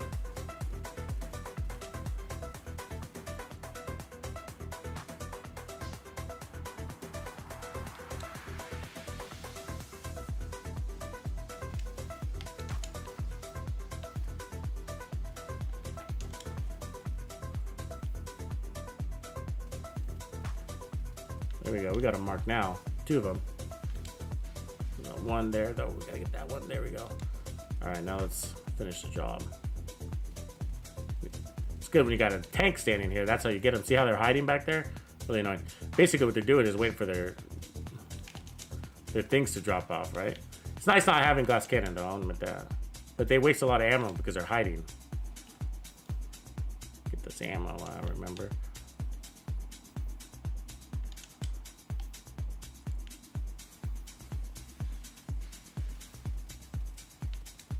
So trying to kill them when they throw out their drones, but that's sucking up ammo, so beware of that.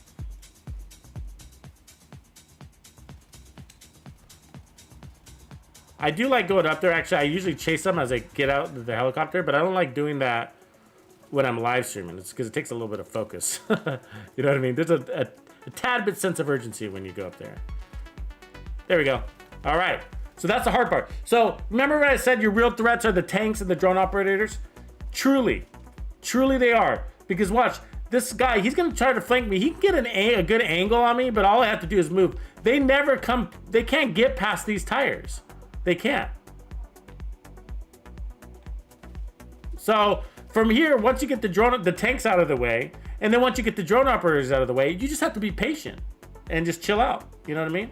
So if ammo generation's an issue, then, you know, I'm just gonna sit here and let my ammo. I'm not gonna really do that, but I'm just saying, you know what I mean? Like from here, it's just patience. You got your threats out of the way. Nobody's a threat anymore. You can die, of course. You saw me do it, but you know, that's usually user error because all you got to do is stay in cover and play, you know.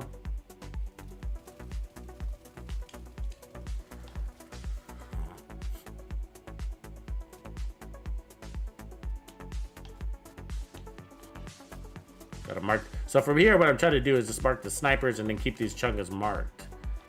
Otherwise, there's one. And then let's not die. That's probably a good idea too. So you can blind fire. And then crit up. You see that? See that blind fire? So that healed me. The blind fire and healed. But what I'm waiting for is this sniper to get in line of sight. There's one. Critted. All right. Now we got this chunga. Let's kill that sniper. Boom. Okay, now there's one more back there. So we're just waiting for that sniper to get in line of sight. And then we can finish off the chungas. But like my point is that, you know, patience, you just... I missed my opportunity there. Okay, got one. Let's use the perfect unwavering. Isn't that nice? Isn't that nice? That perfect unwavering. You guys got to try that, right? It's amazing. Okay, so it's just a chunga now. So this is nice, but look at this, nice. We're healthy. We're healthy. So I can feel the drop in power. I can feel the drop in power, but the reality is that this build's time to kill is absolutely nice, really nice. I mean, I wouldn't mind this. I wouldn't mind losing that this armor core. Actually, I wouldn't mind losing that at all. But it takes pressure off of Clutch, I guess, basically, because you just get there faster. But Clutch was working. I mean, if it's not broken, you know what I mean? Like. This blind fire on the sucker. Take that. Take a little unwavering, huh?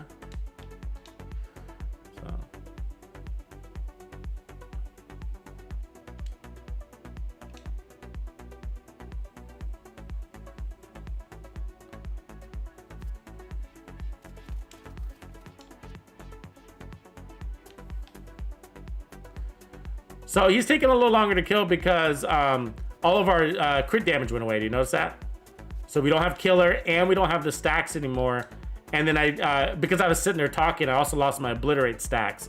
So we lost all of our power. And that's why I like glass cannon, because it's there for you. That's what I like about it. It's really reliable, glass cannon. Obviously there's a downside, but just the reliability of glass cannon, I like it better than perfect focus or focus, just because, you know, you have to, again, stack up. But glass cannon, even if I'm running a 30x scope, I like to run glass cannon because of that. So let me give you a peek at the build for those of you that are taking notes. So here's the crit numbers. Again, we're pulling in another 80% on top of that. So that's bringing us to 233 crit damage. And then the backpack, we got non-perfect clutch, and we're running 2-piece bellstone. On the chest, we're running obliterate now. And then I got an all red Bellstone. Love all red Bellstones, by the way. They sound counterintuitive, but I'm just really after that armor on kill. So if you have the armor on kill, a high armor, it's the same thing as clutch, right? Except it's instant. It's instant. So that's what I'm after. So anyways, here's that build. And don't forget to hit the like and subscribe if you haven't. I really appreciate that. And a quick break. Accept it, Division. This is a war you can't win. Sweet dreams are made of this.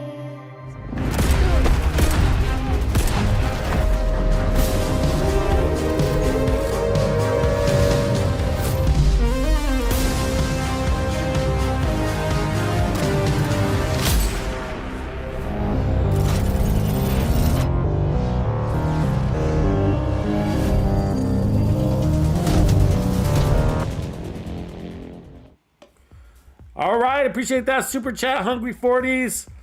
Thanks, man. It says, what up, Tux? Been getting more comfortable with running gun style of play thanks to your Hunter Fury Chameleon build. Oh, that was a lot of fun. Wow, you're using that. Yeah, it's not...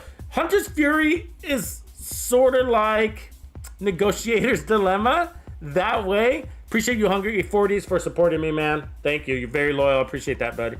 Always there for me. Hey, Hunter's Fury, though, like he's saying, is actually really, really good. It's like... it's like one of those sets, like, let's just take a look at it. Do I have it on me? Do I have it on me? I think I have it on me, don't I? I do. So, it says, obviously, when you're running two pieces, the first two pieces, and you're running an assault rifle build, like he's saying, like with the Chameleon, it's just, you're missing out on that first, talent with the shotgun damage or SMG damage, but the armor on kill to add 20% plus the disorient status effect plus the additional amplified damage that it's giving you is just like undeniable, right? And so you can run it with assault rifles, and if you're playing in tight and running gun, even if you're playing from cover but you're just playing aggressive, then Hunter's Fury is is really good with the Chameleon. So because what's good about the Chameleon is like one of the things that the Hunter's Fury set is bad at doing is providing a good base of crits, right? There's no crits. Like Hunter's Fury is like really supporting the raw damage of a weapon, right? And then giving you amp on top of that, which is cool, which is great.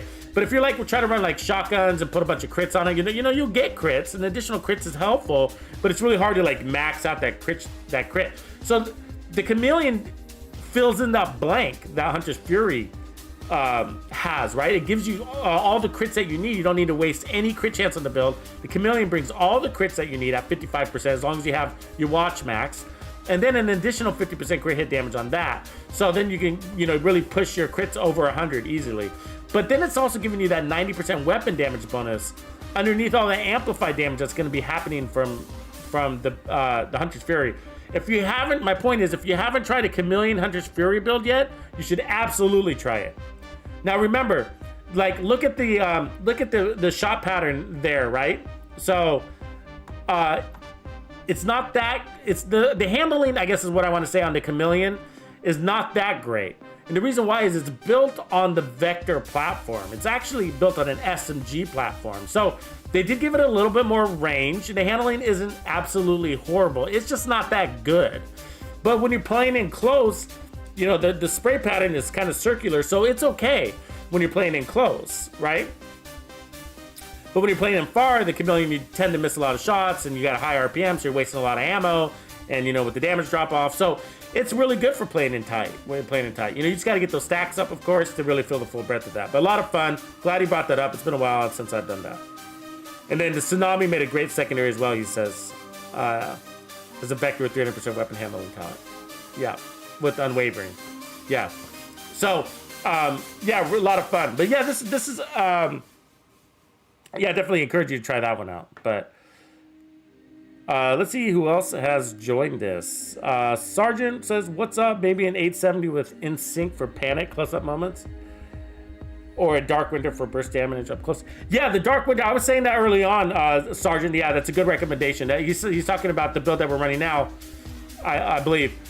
which is the negotiator, is saying as a secondary weapon. Yeah, what I was saying is though is that like if you're gonna do a primary as an SMG, then you might as well go with just a Hunter's Fury build because again, that assumes you're using your SMG correctly, which is playing inside 20 meters, right? And now I've seen people use their Vector for long ranges. They'll put on a Vector and they go sit at the very back of the entrance of District Union and try to snipe out the White Tusk with a Vector, and that's an absolute mistake, right? Like, you gotta be inside 20 meters with a Vector. But yeah, when somebody rushes up on you, switching over to Vector is great, but at the same time, for the Vector, for the Dark Winter to feel good, you do have to have the kill, right? You have to get the kill, and then it'll feel good. So as a backup weapon, the Vector, the Dark Winter is kind of so-so, because usually when you switch to your backup weapon, you want that whatever talent is there to be active off of the first bullet and not require a kill, which is why the SMG I'm running now with Unwavering is really nice, because as soon as I switch to it, it's activated. But other things work too, like Optimus and Strained, you know, all just depending on the RPMs of the weapon. The Cold Relations is a really good backup weapon, right? It doesn't have a big, heavy punch, but that's nice. But, you know, try Optimus. Try Optimus is probably good on a heavier SMG. Like one of the really popular, like one that like speedrunners use or solo legendary guys use. They use this one actually, the M1928 Restrained. You could also run Optimus if you wanted to. So that's a good one to run as a backup weapon because it's not really fast, but it hits hard and steady. So that's a lot of fun.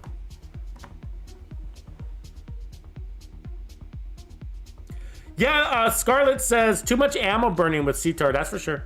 It does burn ammo, but we're also using, we're constantly firing too. And so some of that's a little bit of user error. I agree with you, Scarlett. So I'm not totally disagreeing with you, but there's more to it than that, right? Like I've used Tuxedo out.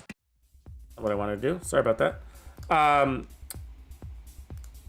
I guess like that's a really, actually, you're bringing up a really good topic. Can we spend a moment on that? Because it's an issue.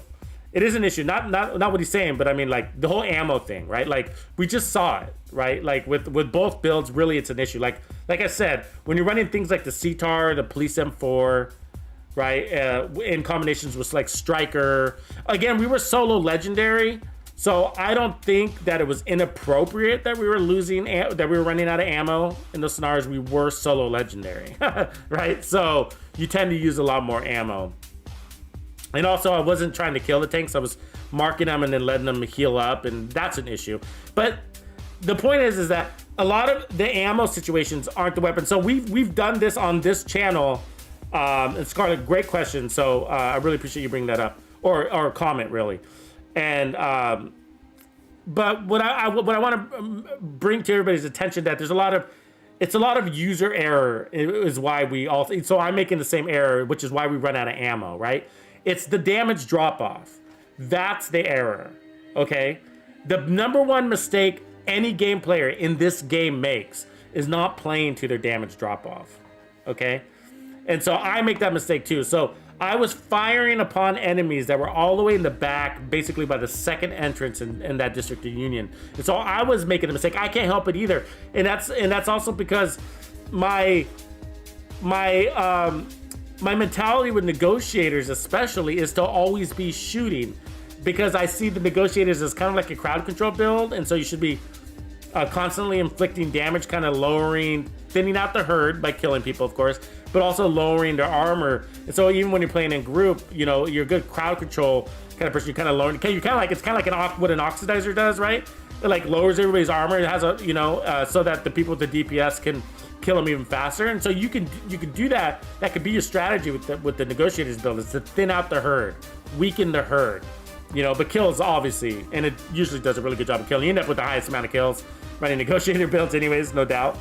Fastest time to kills, but my point is that like I'm shooting at enemies that are too far away, and that's a big mistake that we all make. Like look at the damage drop off on this weapon. It tells you right there that like if you're going beyond 30 meters, 25 to 30 meters, if you're going beyond that, your weapon just gets weaker, which means you're gonna need to use more bullets to kill somebody at those farther ranges, right? And so you could compensate for that, but the CTAR doesn't allow you to do that. So to your point, The only downside about the CTAR is, I mean, I love the CTAR. It's my favorite weapon in the game. Like this variant, I like it better than the Police M4. Police M4 is right behind it though. But to compensate for that, you can run the.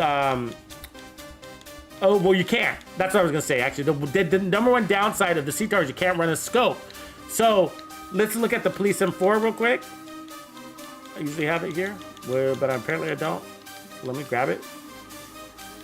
Weird, I always have it on my character. Must have had space issues. Okay, so here's a Police M4. So this one's got a little bit higher. It's got a higher base weapon damage by 6,000-7,000, which is significant, but lower RPM. So that's the trade-off, right? But the handling is quite a bit different. When you use both of them, you will find that the CTAR. Look at the CTAR's handling. Well, it's saying that the Police M4 is better. That's weird. Oh, it's probably the mods. Okay, so let me switch weapons and put this. Didn't I just move it over? Yeah, there it is. Okay, so let's mod this out. So we're critted everywhere, so that's good. Okay, now let's do a comparison. So there we go. So it's saying the Police M4 is better handling. Wow, that's just weird. I could swear that the CTAR's got better handling, but apparently not. Okay, but to me, that the CTAR actually feels like it shoots better and handles better, but on paper, the weapon handling on the Police M4 is. Well, we'll just take that for what it is. But the strength is so you could say the same thing. The same comment applies to Sergeant's. Was it Sergeant or Scarlet's comment? So Scarlet says, "Too much ammo burning with CTAR for low output damage." Now, the Police M4 is basically the same as the CTAR, right? It's a little bit stronger, a little bit slower, but it's the same concept. It's fast and accurate, right? It's one of those. So, but the good thing about the advantage that Police M4 has over the CTAR is that you can compensate by putting on the optimal range scope, so you can improve your optimal range. You see that by 20%. That's a lot. Doesn't sound like it, but it is. And it's also really nice to use, actually. It's fun to use. But what I use even more is you can increase your headshot damage and also give yourself some zoom with an 8x. So you land more of those shots, but you're also applying more damage. So whatever damage drop off you're losing by going at range, you're picking back up every time you land one of those headshots, which is not that hard to do when you're running the 8x scope. So that's what I like to do to compensate. You can also go the other way and put on the optimal range. Either way is kind of the same thing. I think that optimal range, that ACOG scope, is actually underrated. Like when I run the Baker's Dozen, I run the ACOG scope with it, the M1A. So I really like the ACOG scope. I think it's underrated. It's giving you basically, it's giving you more damage. Because you shoot, again, like I was saying to Scarlet and to everybody really, is that it's user error, right? We are all reaching with our weapon beyond distances that we're supposed to. And the enemy is like really efficient. I mean, just look at the Tusk, right? I mean, they nail you in the face and they're so far away and they're using an SMG or a shotgun or an assault rifle, but they're so far away and you're like, how come their weapon handling or optimal range is so superior to mine? We're the underdogs, but still, we're talking about technology. They're using the same weapon variant. They're using G3s a lot for assault rifles. The Tusk, they're using a lot of G3s out there, carbines, I think, or FAMAS. They use a lot of FAMASs. Those weapons don't have great handling, so they got some amazing mods apparently. You know what I mean? But so something to consider. But well, anyways, the other part of that comment was that that these higher lower weapons, like we've done these builds actually even recently, and I know people, especially if you're a Dark Zone person, that you tend to love the heavier guns, and I do too. Like the SMG, like one of my favorite SMGs is the heavier, low RPM SMG. That M1928 is one of my favorites. And then I use the shotguns. I love the M870. It's the slowest, heaviest hitting shotgun. So I like the heavy hitting weapons too. But when it comes to assault rifles, for me, the CTAR and the Police M4 just keep winning out. So we just did this whole video live stream, and we did it live, and we tested it and tried to improve it. But we used the AKM, which is the strongest assault rifle in the game, right? It's like way up there. And we had a build that was critting at 1.45 million, and it was, just super powerful. But then, and we used it to solo legendary, and it worked. But then I switched over to the Police M4 just for demonstration purpose. We were doing a comparison of weapon handling, and we cleared the content so much faster. I mean, the damage difference between the the two weapons is dramatic. And I have it. Let me grab that weapon. And so for there to be that much of a damage difference, but to be clearing out content so much faster, let's look at this damage drop off. So it's a really good argument, but like handling it means something. So look at that, guys. I mean, that's 40,000 difference between the military AKM and the CTAR. Actually, let's compare it to the police M4. Sorry, because that was the comparison in that video. Yeah, so I invite you to check that one out because it's a really interesting thing. And again, like what platform, what type of controller are you using? An Elite, professional Xbox controller? You know, I'm just using the standard thing. Okay, so I use a standard controller, no mods, nothing like that. So, but you know, if you're using like a laser pointer mouse, and you know that's you know, and if you got tricks to take off your recoil or using some weird app or whatever, you know, that's different. But I'm just talking like straight up controller to controller, you know, you're missing so many shots with the military AKM. It's absolutely incredible. It's absolutely incredible how many shots you miss with that weapon. Now, I consider my handling, my accuracy pretty darn good. I'm not the best in the game, but I got a lot of headshot builds. I do pretty I'm just decent, okay? Let's just call me average. And so all I did was switch the gun. Went from the military AKM to the police M4 with all the same talents. I used the 30x, the 8x scope on both. And we cleared out District Union Arena so much faster off of the basis that we got higher RPMs and better weapon handling. That was the only difference, right? But we're missing 35,000 base weapon damage. I mean, that's whoa, right? The AKM is so much stronger, but that's why I say like, so that's the part where I don't agree, I guess, Scarlett. Like, I understand your point, and I know a lot of people feel that way too. You're not alone. But for me, from my experience, like the higher RPM weapon, RPMs is king in this game. And I did a whole build a comparison with it too, and where I showed these actual side-by-side time to kills were with the AKM against these weapons, like the CTAR, and the time to kill was just so much faster, even though this other weapon was hitting at 40,000 stronger. You know what I mean? It's just like, it's just that whole landing shots and RPMs. But I just feel like RPMs are really king in this game. They also stagger, just like the heavier guns stagger. You know, you can use RPMs to stagger and stuff like that. But it's just basically landing shots. If you're missing your shots, then your DPS sucks.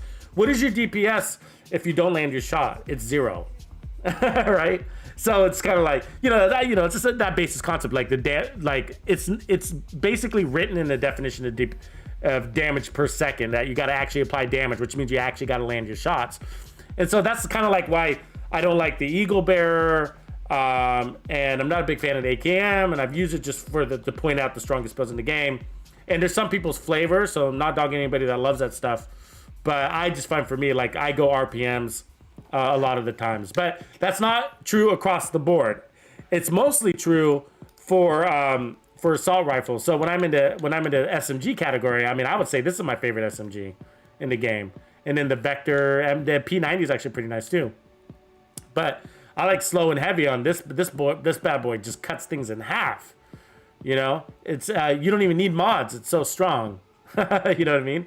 And then I like the apartment, of course. I like the MPX, and I even like the Vector. But when it comes to my favorite short game weapons, it's the big strong ones, M870 and the M1928. I love those.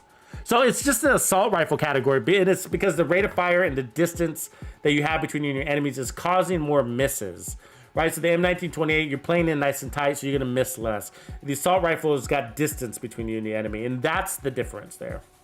But I'm with you, bro. Armand, what's up, man? Good to see you back, man.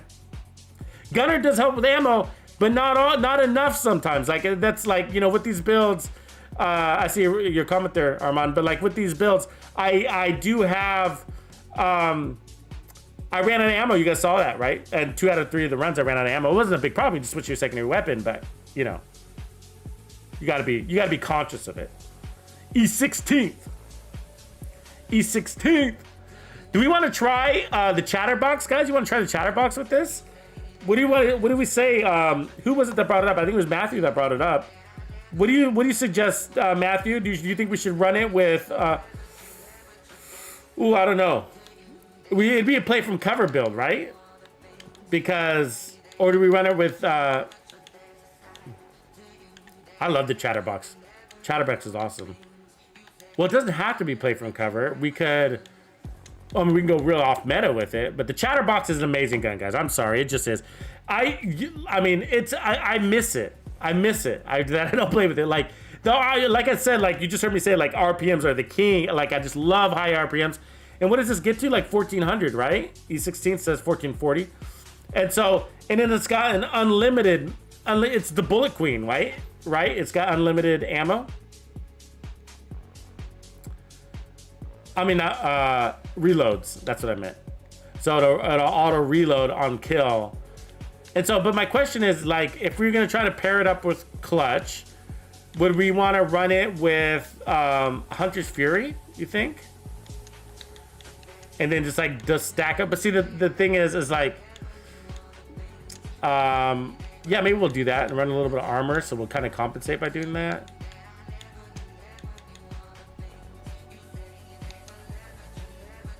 Like, yeah, so we can weaken. Where are we at with crits on this thing? So 6, yeah, so we don't need crit chance. Do I got a Gruppo freed up? It'd be nice to run it with a Gruppo on the backpack. I don't know, what do you guys think? Should we be running it with this? Probably. What would we run for the chest? We'd have to stick with Obliterate, right?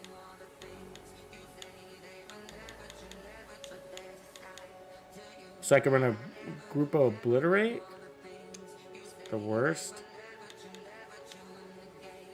I mean, with the Chatterbox, it's one of those weapons that you don't want to switch out of because you save this fast reload thing.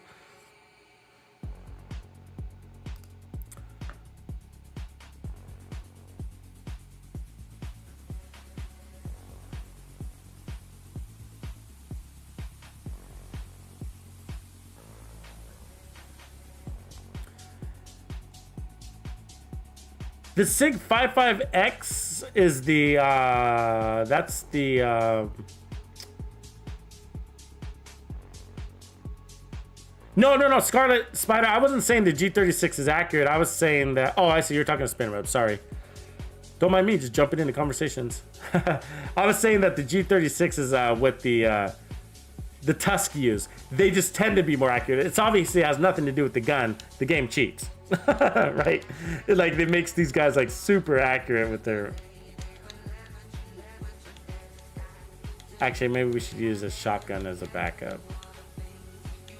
Black Market's nice. I like this. I like running the Black Market or the Sash 12 with Optimus. I think it runs really nicely. Crit chance. Okay, so but I'm wondering with the Chatterbox, you know, trying to run. If we were going to try to run the Chatterbox with Clutch, then you know, would we run it with Hunter's Fury and then we got this? Yeah, we would. You know what we'd, and then we'd take off Gunner. And then we'd run, I think we'd want to run this with the shield. It's one of the ones, because we want the threat scaling, right? Remember I was talking about the threat scaling where we basically get stronger based on the number of enemies standing in front of you. And so if we run the firewall shield, then that's going to give us more damage per enemy, which is actually going to be kind of important, which is kind of important for the this SMG because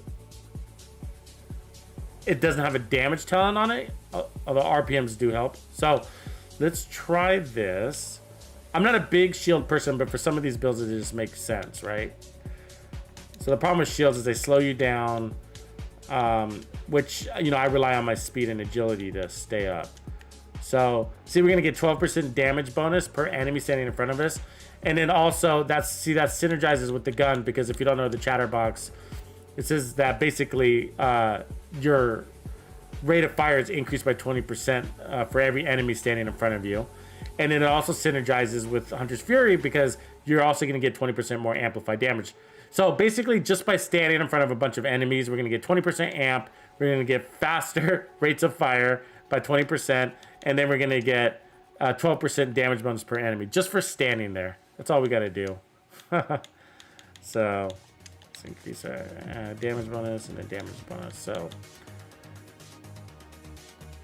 So we got a lot of armor, so I got to drop this down a little bit, I think. Let's see if I got some damage blows. I don't. Okay, so we got to drop our armor down. We have too much armor. I mean, the question is, do we run... we don't really need this Bellstone either. What's our crits at? 60. See, we're too high on crits.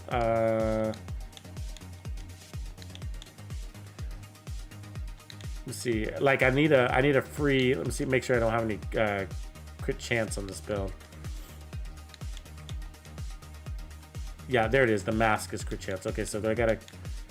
Okay, we gotta change the mask. See if that helps. It's been a long time since I run this gun. We're gonna have to do a whole other series on this. Okay, 58, good. There we are. And then do we want to run Obliterate? I mean, if we're gonna, we don't have many choices if we're gonna run.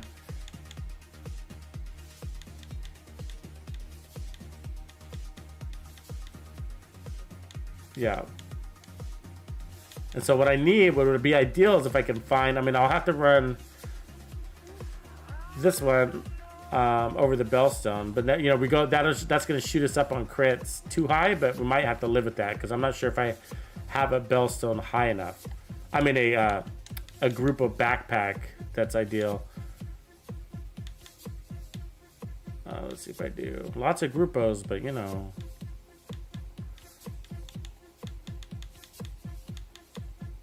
Apparently not what I need.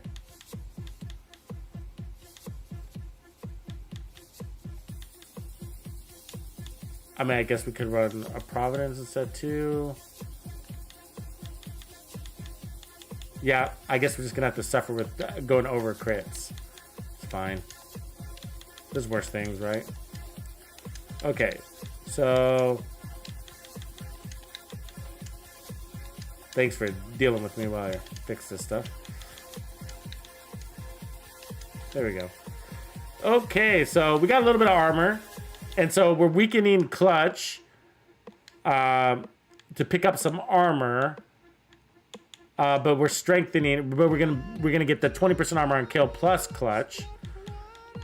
And then we got rid of Gunner so that we can get the strong shield. So this is like a threat scaling thing, right? And then we can put in a deflector, a defender drone. Let's try that just for something different.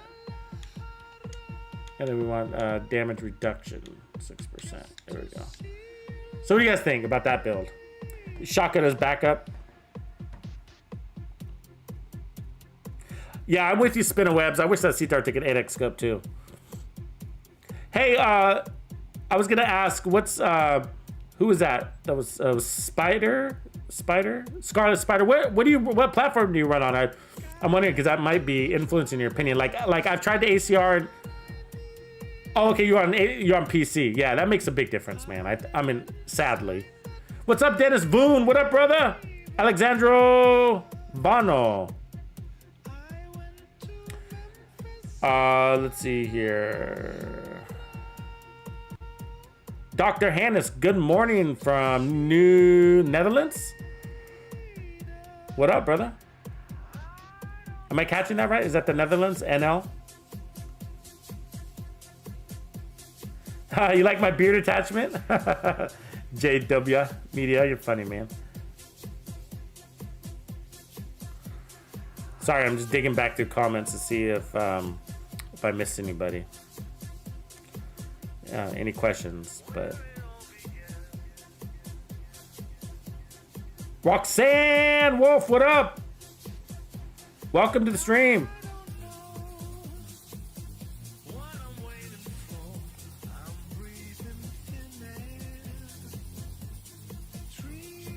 Appreciate you, Blade Trinity. Thanks, man. Hit the like and subscribe if you haven't, y'all. Don't forget about that. So, okay, so this is the build we're gonna try. It might need some tweaks, but we're gonna give it a whirl. Okay, so what we're doing is we're going old school, yo. We're going old school. So we're pairing up Clutch. So back in the day, Clutch with the Chatterbox was really fun. I used to run this. Like this is like what TU4 days, right? So It was a lot of fun. So, but because we're running clutch in our backpack, then I've compensated. So I've weakened the clutch on purpose by putting on more armor on the build, because it just because we're going to run and gun with this, that it just makes sense to go with Hunter's Fury. And the thing about Hunter's Fury is it also gives you 20% armor on kill, which is usually enough. But since we're not running bonus armor, then clutch is going to fill in that gap. So we're going to see how it rolls. You know what I mean? So this is super off meta. Now, the talent on the chest to make up for it. So we're not running Intimidate. We're not, we're going to Obliterate. Now, I just had an idea though, guys. I have an idea. What if we run Ridge Race Pride instead? Would that be more fun? Because Ridge Race Pride threats to scale either. I think that'd be way better. You see what I'm saying? Because we're gonna miss out on Obliterate, but that's okay. Because we're gonna have all that amp damage from Hunter's Fury. But what's gonna happen is we're gonna give the enemies Bleed, which is applying a second status effect. So we got Disorient from Hunter's Fury, right? On kill. But we're also gonna get all that armor regen. So, you kind of want to spray and pray a little bit, right? Spread the love. So the idea is to step in front of a group, get everybody to bleed, and then focus fire, kill one. That's gonna disorient the enemy, and the rest, hopefully, are still bleeding. So let's give this a whirl. We're getting rid of a little bit of damage. So we got basically no damage talents. Check that out. No damage talents, but it might work out nicely. Let me make sure we're still high on. Okay, our crits are actually pretty decent. This is actually a cool build. I think I've tried this before in the past. I don't remember, but so this is the reason why I'm not worried about this. So we got no damage on the gun. We got armor on kill on the backpack, and then we got armor regen on the chest, right? And then we got 20% armor on kill from the gear set. But none of that freaking matters if you can't kill anybody. True? True. So the gear set's giving us 15% weapon damage, and then 20% amp damage, and then 5% amp damage per enemy we kill. And that stacks up by 5 times. And then we're also getting 12% bonus damage per enemy standing in front of us. We got a tier 2 shield, so we get a little bit of a buff there. Now, we might want to take off armor. I'm not sure how much of a fan I am of the armor, just because we got so much regen and armor on kill. We might not need any armor, but we're going to leave it for now, and then we'll adjust. But this is a super off meta, so cool. So, hey, if you're just arriving and you haven't hit that like, and you haven't subscribed to Tux's channel yet, then what's up with you? Now is the time. So I'm going to reset the map. And then this is not a legendary build, by the way, so we're not going to run legendary with it. I know what you're thinking, but the answer is no. No, no, no. So, yeah, so we'll do some control points here. But it'll be a lot of fun, at the very least, right? But also, guys, so Season 8 starts on Tuesday, July 15th. That's just around the corner. And I'm going to be here for you guys every step of the way. So, well, my pledges is to do daily coverage on Season 8, both live and on demand with video uploads and live streams, okay? And I'll be covering Season 8 here on YouTube as well as Twitch. So if you're not following me on Twitch, then I invite you to do so. You should be seeing links in the description. I'm sorry, in the chat area to do that, but there's also links in the description as well to follow me over there. And subscribe if you don't. Also, if you want to buy me a cup of Joe, that's a nice way of supporting me. Appreciate that. Buy me a cup of coffee if you feel up to it. Okay, so I don't know if you guys have used the chatter box, but it's got some nuances to it, right? Hold on a second. I need to fix the audio on the. I realized the audio wasn't. Let's see. Live game. Oops. Taking damage here.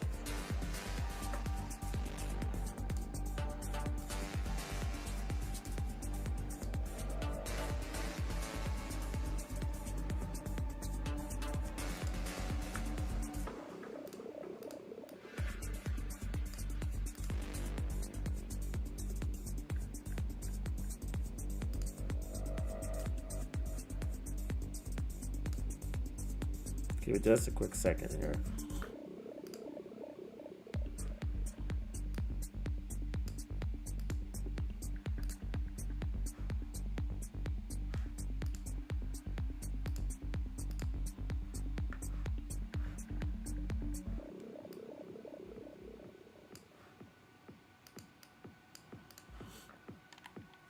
Yeah, I'm not hearing any game audio. I don't know why. It's been kind of an issue the last couple of days during live streaming. Like, it cuts in and out. And I don't know if it's the Xbox or... Because we were hearing it earlier, right? And then all of a sudden it's not. So let's see how we go against these guys. So let's take up this right phone guy. Now I reload. So this is the nuance is what I was going to say. Like, I reloaded to get that RPMs. Oh, yeah. And I accidentally just reloaded. I shouldn't have. So the nuance that felt good, guys. So the nuance is you don't want to reload when you got the RPMs like fully stacked, right? So let's get all these guys bleeding. So a lot of them are bleeding. Oh yeah, I'm missing a lot of shots, unfortunately, but oh, that was bullshit. See, and sometimes what's weird is like, do you notice that I killed the purple guy, but that yellow one was in range, or what appeared to be in range, but didn't get the status effect. The status effect's important, but let's try this again. Let's try this again. Do you guys ever notice that sometimes the status effects doesn't work correctly? That's been happening to me a lot. Okay, I gotta learn to walk through doors. Sorry, I'm trying to chew gum and shoot people at the same time. Hard to do. So Hunter's Fury, the status effect doesn't always, it's not like 100% reliable in groups. Like, and I think it's like, I feel like that the problem is like the distance, where the meters, like the measurements in this game are just not solid. It happens like that with different talents as well, where you're like, hey, I should be, getting my special ammo or bleed, and I'm not, and it's like, they're definitely in range. Now, I get that you're not going to get double status effects on the same target. I know that. You know what I mean? So I'm not talking about that. Like, what I mean is, like, when they're already under status effect, you can't apply another status effect on them. I get that. That's not what I'm talking about. There's just situations where, like, hey, I killed the guy right next to you. Why aren't you disorientated? It's like, it's been inconsistent sometimes. I'm talking about Hunter's Fury specifically, but it's also like that with like Ridge Race Pride, where I like when I run Ridge Race Pride with Ongoing Directive, like I don't get the ammo that I'm expecting. This is actually kind of fun, guys. This is actually kind of a fun build. Now I just need to, when I'm first testing out a new build, I'm a little more cautious, you know what I mean? Until I figure out like what it can and cannot do damage-wise. So, but with these guys, your biggest weakness is going to be status effects. So watch that. Oh, see? Like, that felt like I was wearing glass cannon, but I wasn't. But also, I'm not hearing game sound, and that's kind of annoying me right now, because I think I was also getting hit by that turret, and I couldn't tell. Advanced properties, where's... I don't know what the deal is.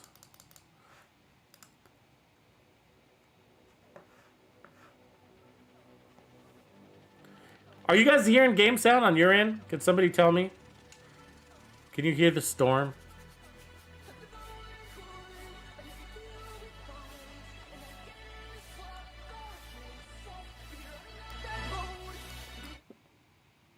Turn off the music just to see.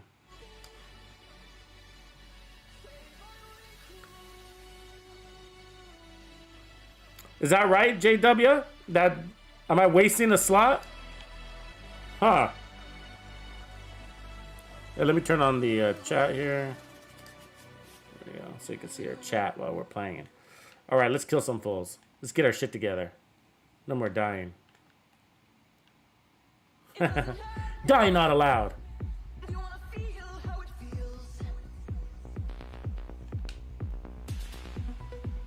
I love the auto reload thing. That is a nice thing.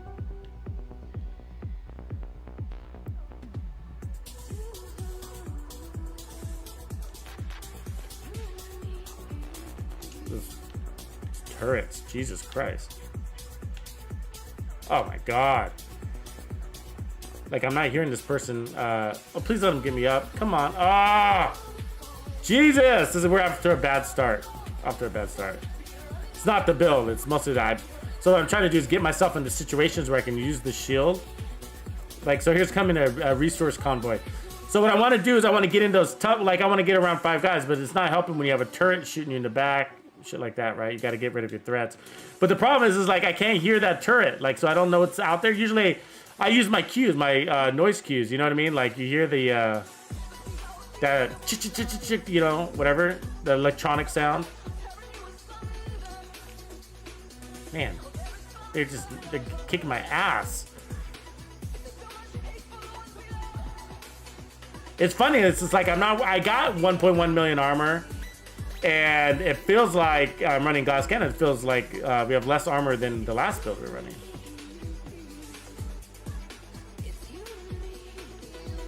I mean, maybe the funny thing is something, the ironic things is that sometimes you gotta wear, you gotta do less armor, because the problem isn't so much that you got too much armor. It's just that, you know, it's a time to kill thing. And so if you got your threats out of your way, then Jesus Christ.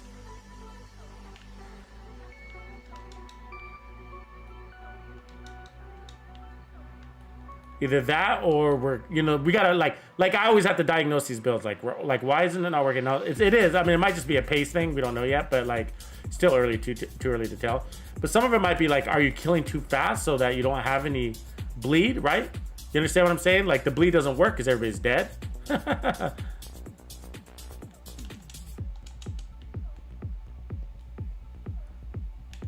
That's sometimes an issue, right? Like I'm not getting any bleed because the time to kill is so fast. That's actually a thing, right? Oh, that turret. Or sometimes you just playing like a dodo. That's a thing too.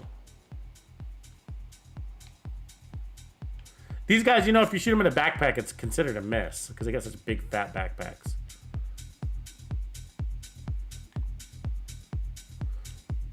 Maybe I just need to play smarter, but look at that. They're throwing out all the stops on me here. Like I'm taking damage from who? Like from who? There's like somebody shooting at me from behind, and oh, it's this guy there, apparently. Okay, so let me see if I can get my crits up here. And try not to heal. I mean, obviously I can use the healing situation.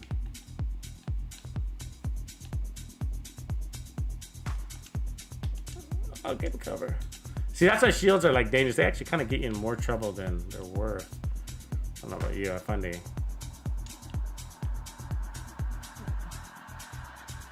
Yeah. I don't know. I think maybe it's like Ridgeway's Pride isn't doing anything for me, but it's kind of... something's not there.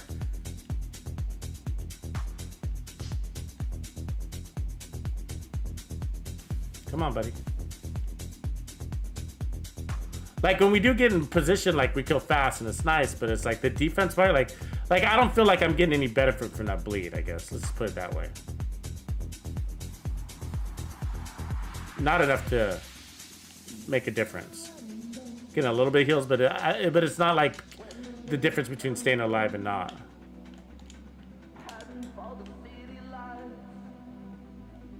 That's part of experimenting, though. You got to work through the pains.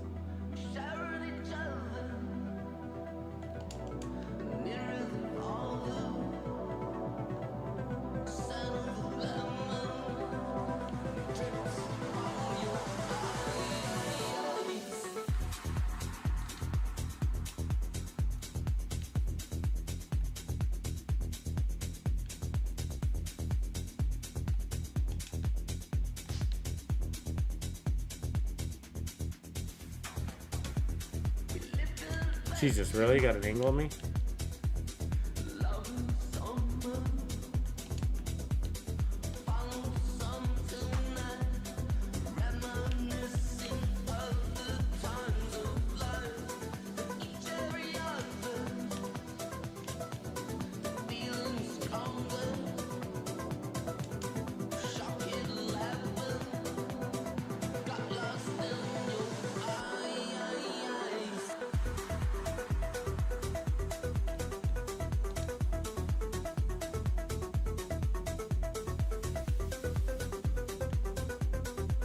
So I'm getting out of cover so I could use my shield.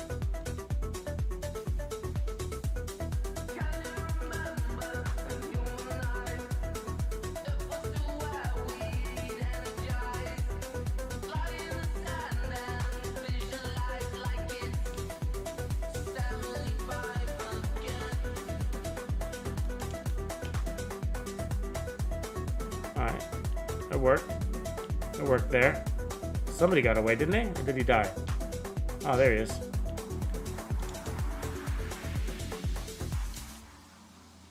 Let's cook him. Die! Die the hard way. That's how you do it. You cook him. That's what you're supposed to do. Yeah, that worked. That worked. It is, you know... I still don't know if I mean, I think everything was there. What might not be working for us is the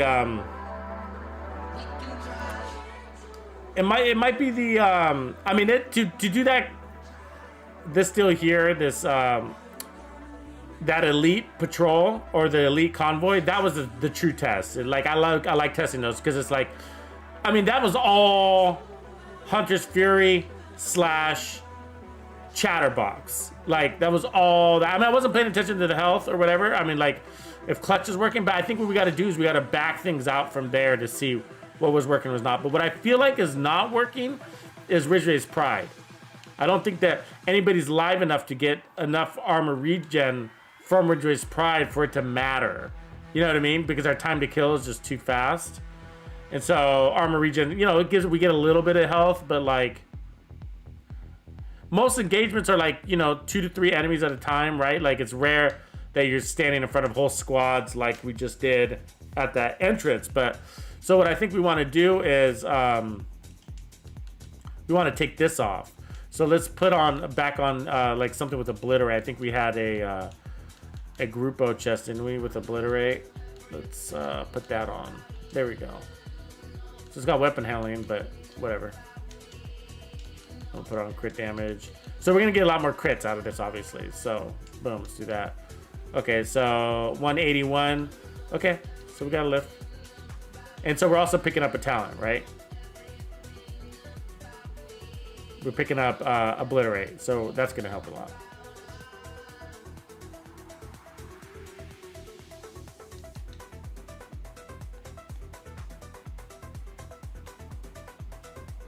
All right, my sound was thinking about coming back.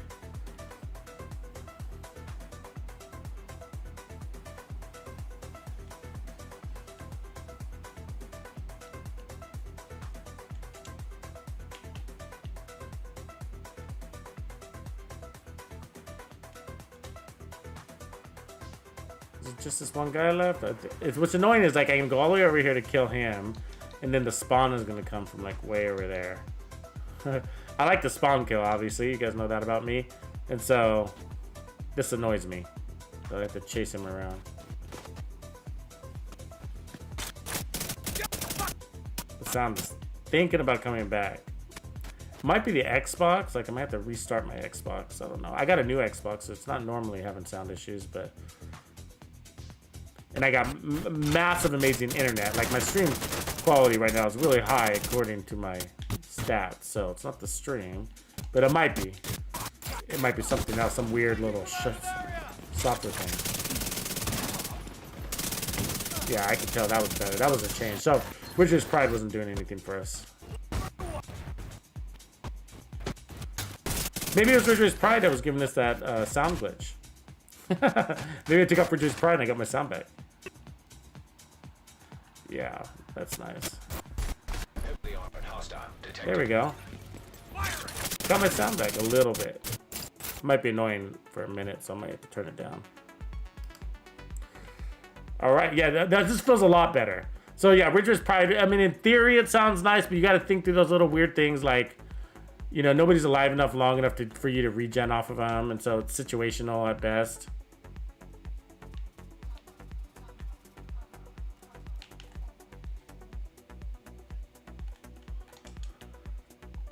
And then also, you kind of got to get used to your movement with the shields. Like, pop the shield in and out. Do not walk around with the shield. It just slows you down. too much. You guys know that though.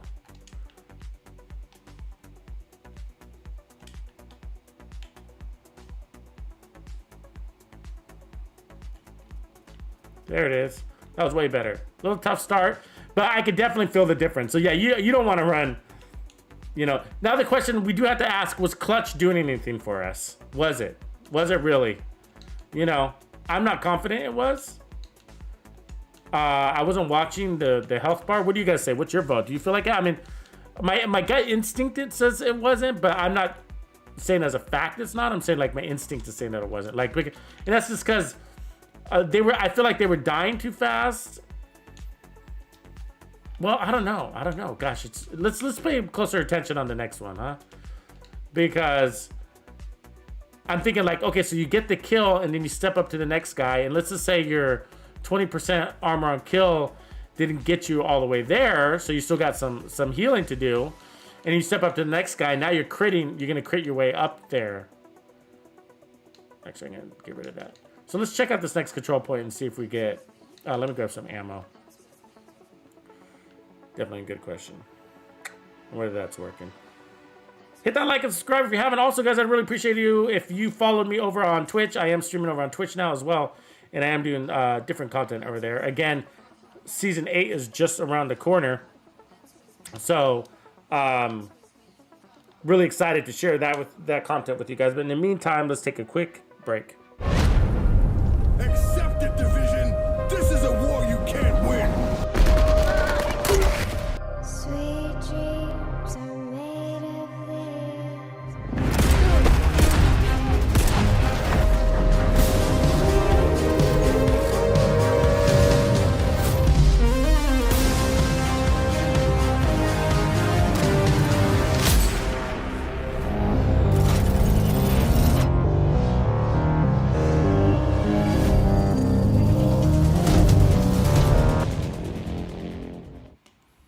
Okay, so we started out with an all red clutch build. In case, so let's pull up a status here. So let me save this real quick. Do I have slots? Can I use this one? Sure. Okay, so where we started was where did it go? I saved the original one somewhere around here. Just gotta remember what I named it. Oh, there we go. This one, right? No. Jeez, what did we name it? What did I name it? Let's go. Just rounds, go to this heals. Barrel splitter, no.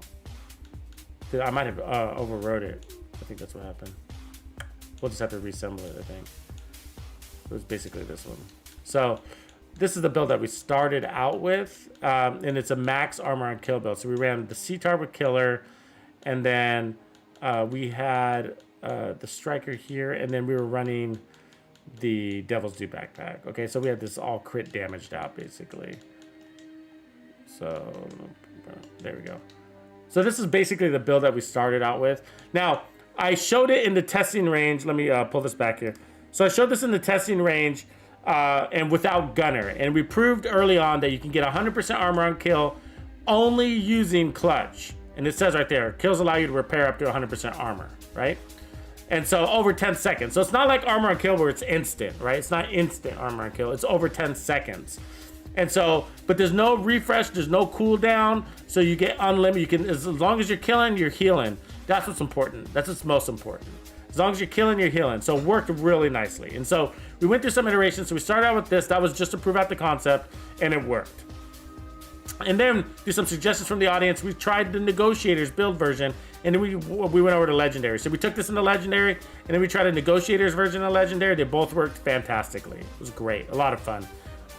And then we started mix and matching. So we brought in some more armor on kill, ran 2 Bellstone pieces, got rid of tried glass cannon, got rid of glass cannon. So, you know, and it got fun, and it worked. So you can even start, you could also mix it in. So you can weekend clutch, and then bring in some additional types of heals to compensate for it. So you can get more instant heals instead of armor over time, right? Which is like regen. So just remember, perfect clutch requires some things. You need to, first of all, you need to land your shots. You need to have high crits. You need to be able to kill, right? And then you need to have high RPM weapons to get the most out of it because it's on a timer.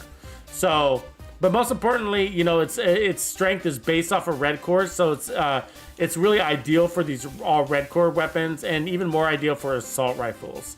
And so we're testing it right now with the chatter box, but that we're still in theory mode, and it worked. It worked, but how much is it working? And so that's what we need to pay attention to next.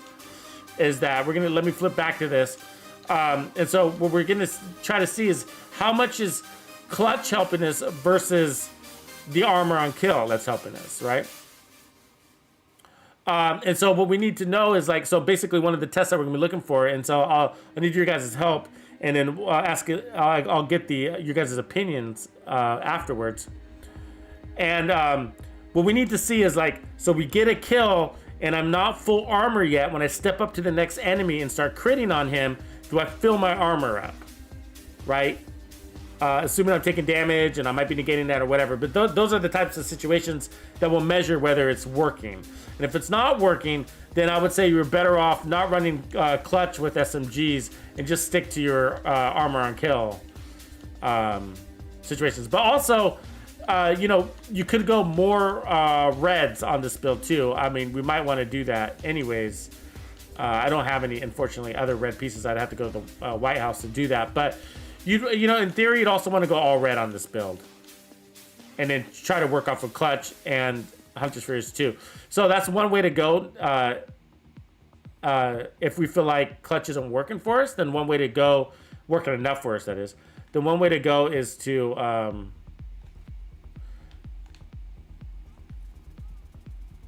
drop the armor, basically. I really love that armor reload. That ammo reload, the auto reload thing is nice.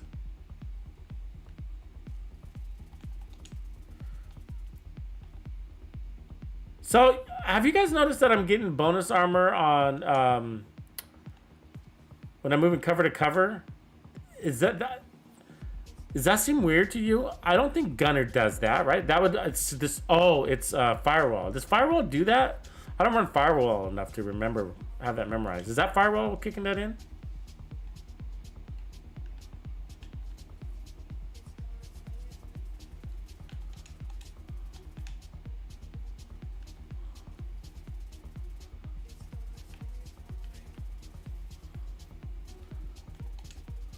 Yeah, that worked.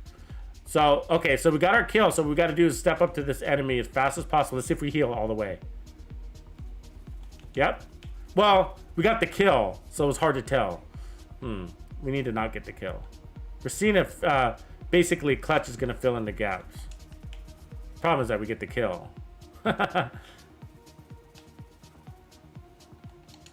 It's looking good, though, huh? Our armor's sitting together nicely. Damn it. Right foam is my Achilles heel. It is the worst thing that can happen to me. I'd rather take a grenade to the face. Truly. That's funny, right? But it's just like, because speed is my real weapon on everything. RPMs, movement speed. That's why that's my number one reason why I don't like shields. It's not the shield per se. It's just that it slows you down. You can't tuck and roll and all that nonsense, right? My gymnastics classes all go to waste. All the money I spent on my gymnastics.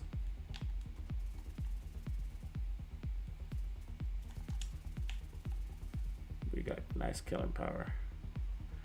I'm feeling the power. I'm feeling good here. See if we can kill this guy. We almost killed him with a single mag. Nice.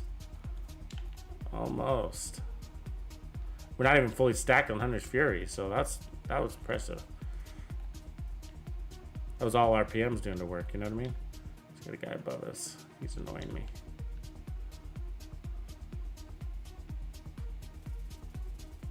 Oh, of course I missed those fucking shots. Come here. Get out of cover, you wuss. Alright, let's go kill some fools. It's feeling good now, though. I gotta say. We're surviving, and we're killing, so there's nothing to complain about on this build.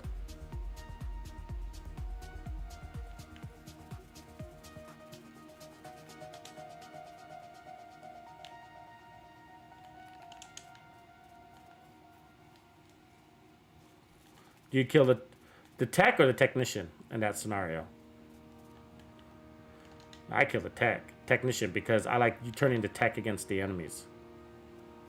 Remember I was telling you that the aim assist works against you here, so I really have to focus on her because she is hard to kill. The aim assist works against you.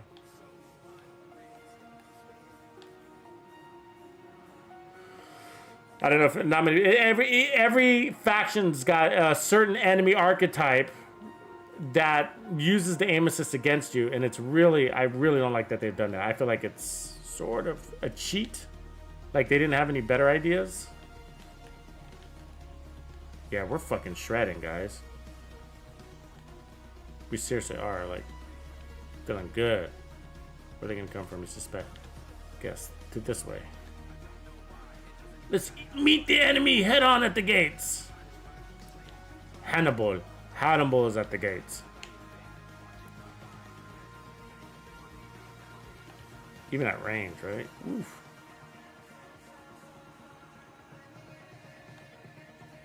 Nice.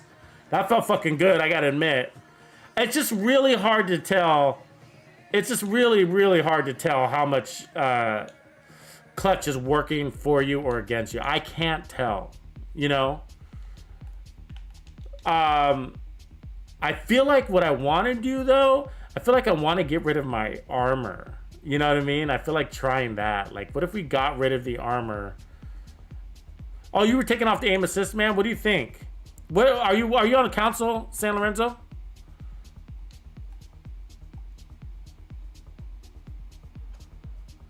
I hear you, Eclipse 187.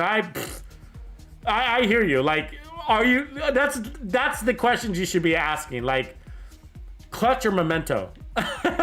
Obviously, memento, right? I mean, that's the true question. I mean, we're just trying something new and whatever. So this is for learning purposes too, right? But also, I hope you guys learn from the way I think and I ask the questions like you.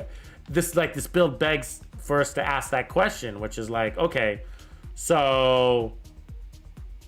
I mean, we got a couple of things we can ask, and let me pick up this gear, and then we'll start asking those questions. But I need the resources too, so I am resource thirsty. So one of the questions is like, okay, so would you be better off with clutch or memento? And it's just like, well, we're running and gunning, so every time we pick up one of those trophies, then it's just like, boom, right? We're gonna get a big jump in damage. Are we better off running Obliterate or running the Hunter's Fury's chest piece? You know, and keeping those stacks longer on that amplified damage. Well, if we did that, let's just do that for a quick second. If we did this, then the question becomes, are we better off with the Coyote's Mask?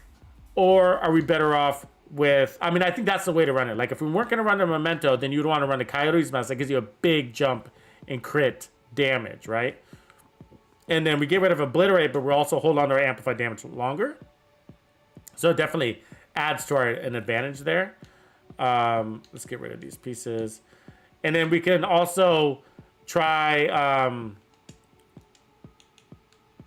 let's see, we're over crit chance here. So I mean, I could reroll the chest piece. So we could also try lowering our armor too. And then trying to go in all reds, you know, because if we go all reds, then that's going to build up the clutch. But, you know, the question is, like, if you can ask the question, like, is it the Coyote Mask or Memento, which is better? For running and gunning, I mean, the Coyote's Mask does feel nice, but the Memento backpack is stronger. You know, you get the bonus armor, you get all that other stuff, right? So, and then you get the weapon damage on kill. So, I mean, there's no doubt that would be a big uplift. So, but let's just say we wanted to stick with... the Coyote's Mask, like we want to default to the Coyote's Mask, which is also a really good way to go. That's by all means. Then, yeah, and Intimidate, of course, right? And so, I mean, I'm not a big fan of running Intimidate with the Coyote. I mean, with the Memento, just because the bonus armor doesn't stick around that long. And so, you know, I'm more of a fan running. Usually, when I run the Memento backpack, I end up running the Hunter's Fury chest piece.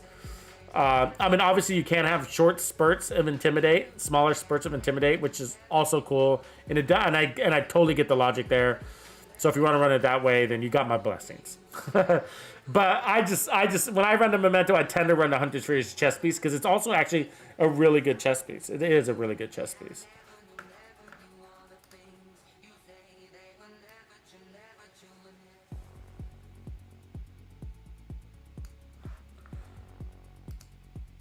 I'm still not getting a lot of game sound. I don't know what that is. It's something with the stream technology.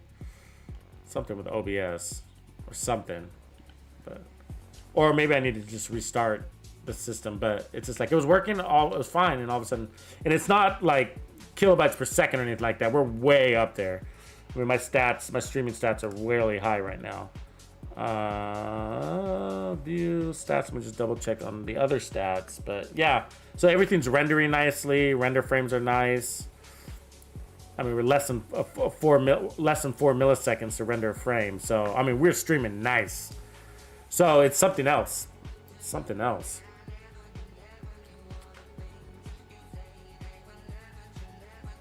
Let me actually switch over to just chatting here real quick, and then let me disconnect my game from the system and then reconnect. That might be the problem. So.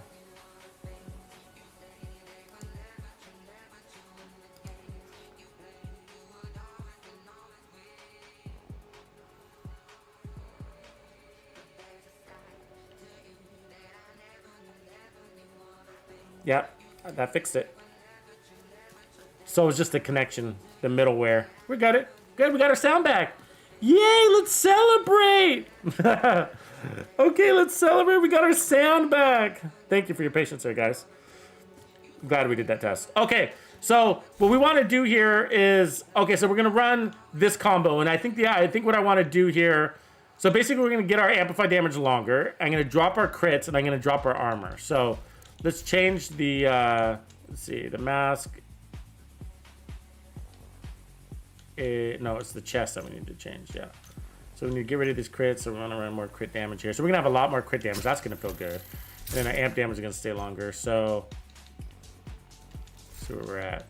Oh, and we need to drop the armor, but let's see where our crits are at first. So 61, 66, plus 25. So we're at basically 191. 191. So we got way too many crit chance. We got a lot of crit chance waste here. So in this scenario, you're better off running like a Grupo backpack, you know, with clutch on it. I mean, actually, since I'm wasting crits, I might as well I'd run the Bellstone, but I don't want the armor core. I'm trying to get rid of armor. I want to try to get rid of armor, you know, and I just don't have a Grupo back. I mean, I don't know. I feel like my Grupo is slowly dissipating into the air. Because I used to have like Grupo everything, and I find like I'm farming Grupo more than I need to be lately. I mean, I could use that piece. I could use this piece. Keep the Hasbro, you know what I mean? And then just move the talent. We wouldn't be God rolled, but that would be smarter than just wasting the crits, right? We got Sokolov too, but this is a skill damage piece. Fuck it, we'll just keep it. Just know that this build could be better with the better backpack. And then we need to change our holster, right? Okay, so the concept now is we're gonna make clutch stronger by getting rid of our armor. Well, I want to see if we even need the armor.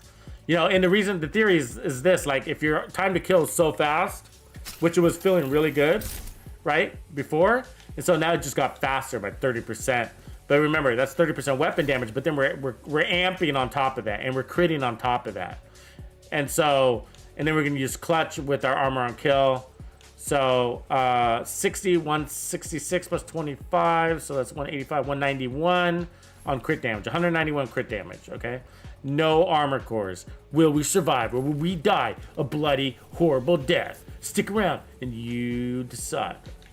Or wait. Did we already reset this? Yeah, we already reset this. Okay, let's try a different area. Do we have... oh, you know what? Cheska's over here. So let's take a jog. Let's take a jog.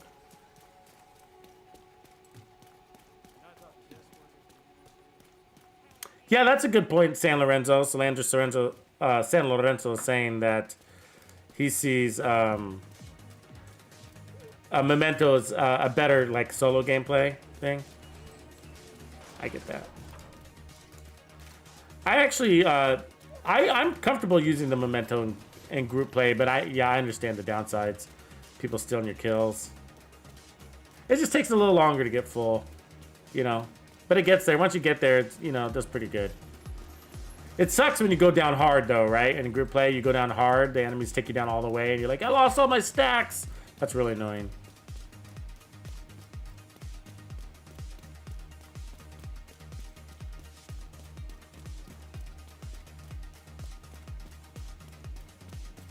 Just getting some exercise. We need to make sure you get your steps in. Your character needs to get his steps. Limber up.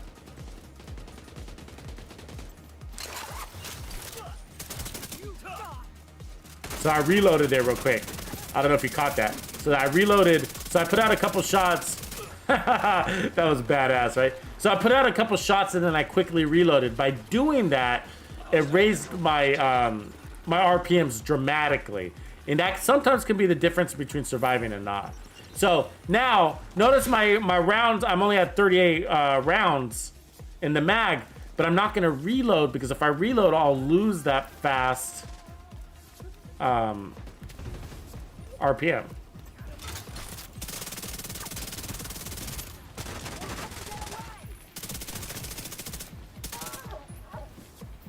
get our...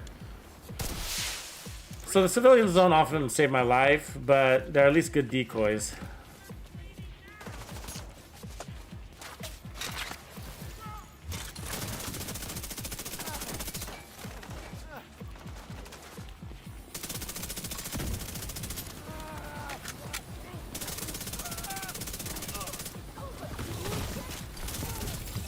We were taking heat in the back the whole time, weren't we? Fucking annoying.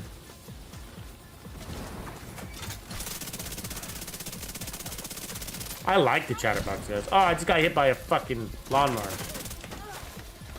Oh my god. And there's a guy back here too. Oh my god. It's actually it's the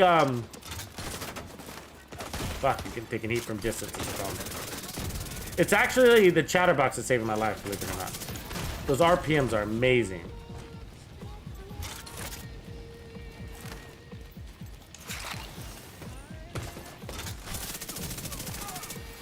That was clutch right there.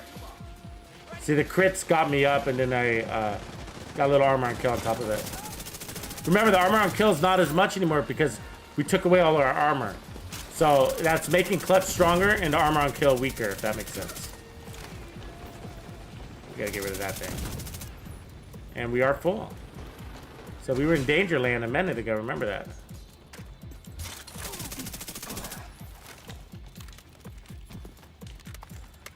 Yeah, no, this feels great, guys. No armor, running gun build. Yeah, it's working. It's working nicely.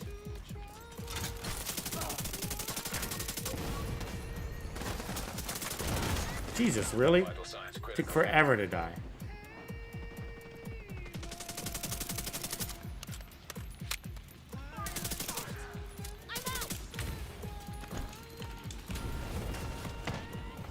You gotta wait for the fires to burn out.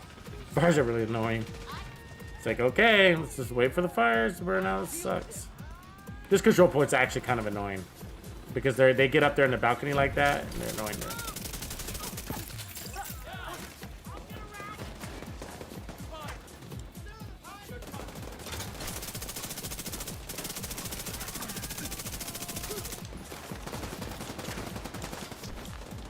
Reloaded real quick. Pick up some rate of fire. Reload.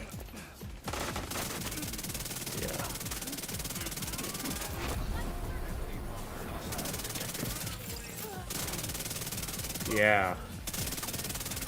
Yeah. Somebody else? Huh? That played to feel good. Shooting when you get pinged at distance like that, that sucks though. That sucks.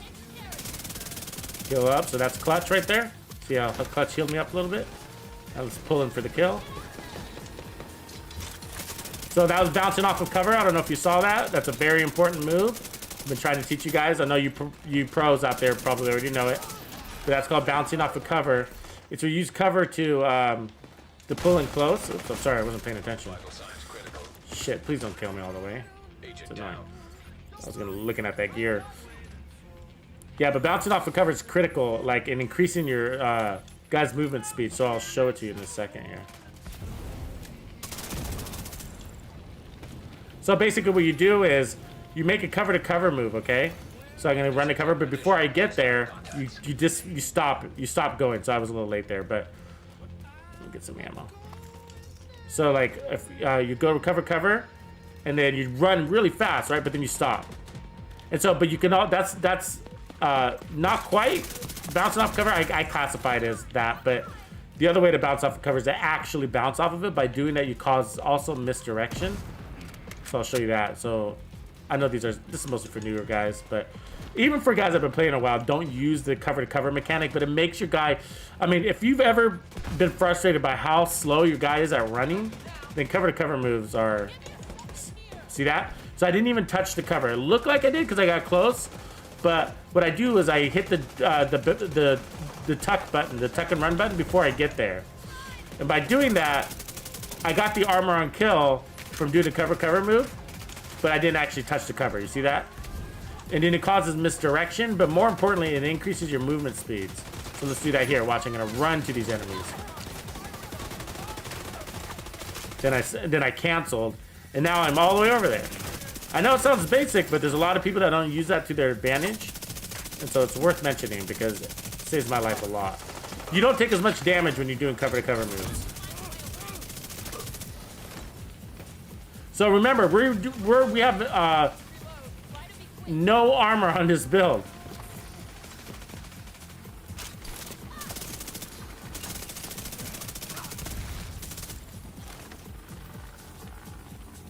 And we're basically putting the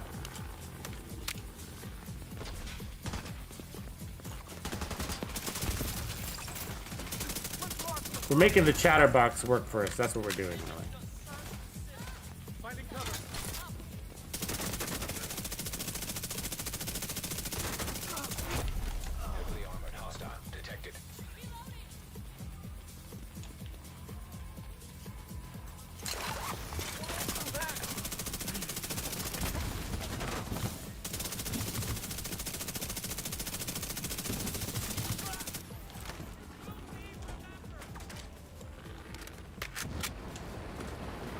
Oh, I didn't pop the shield like you're supposed to.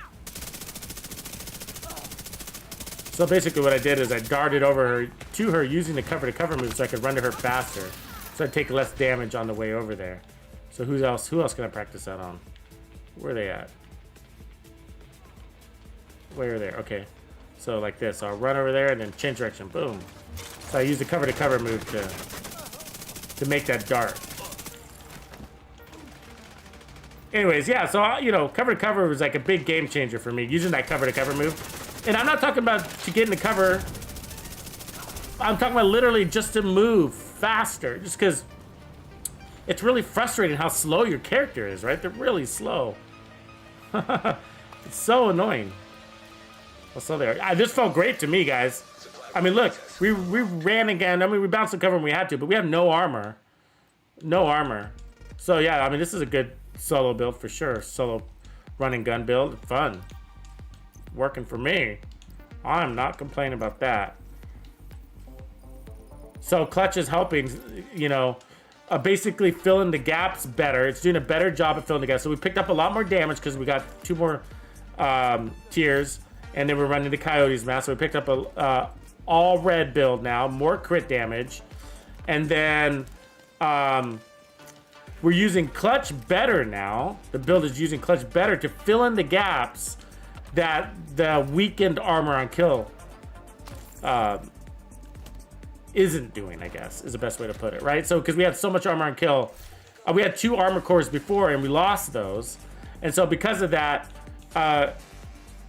we need to rely on clutch more instead of the armor on kill more. Armor on kill still matters, but it's weaker, which is okay because that gives us more damage. So we got a lot more damage, and then we got armor on kill, and then armor on kill over time. That's what we should call clutch. Armor on kill over time. Time. It's all about time. A lot of fun. A lot of fun. Let's see, did we get any good gear? No? Really? I'm still on the hunt for like this Cheska pieces. Like I'm on a Cheska backpack and chest, and I needed to have crit chance, crit damage, and then I needed to have combined arms already on it. So that way I could roll a skill tier and still have all crits. Now I got variations of it. I got ones that are close, but they're like, they got crit damage and then hazard protection and everything. You know, it's like one stat off. I just need the perfect one, you know? But, yeah. Yeah, the NPCs are funny, huh? Six Atomic, yeah. Later, San Lorenzo.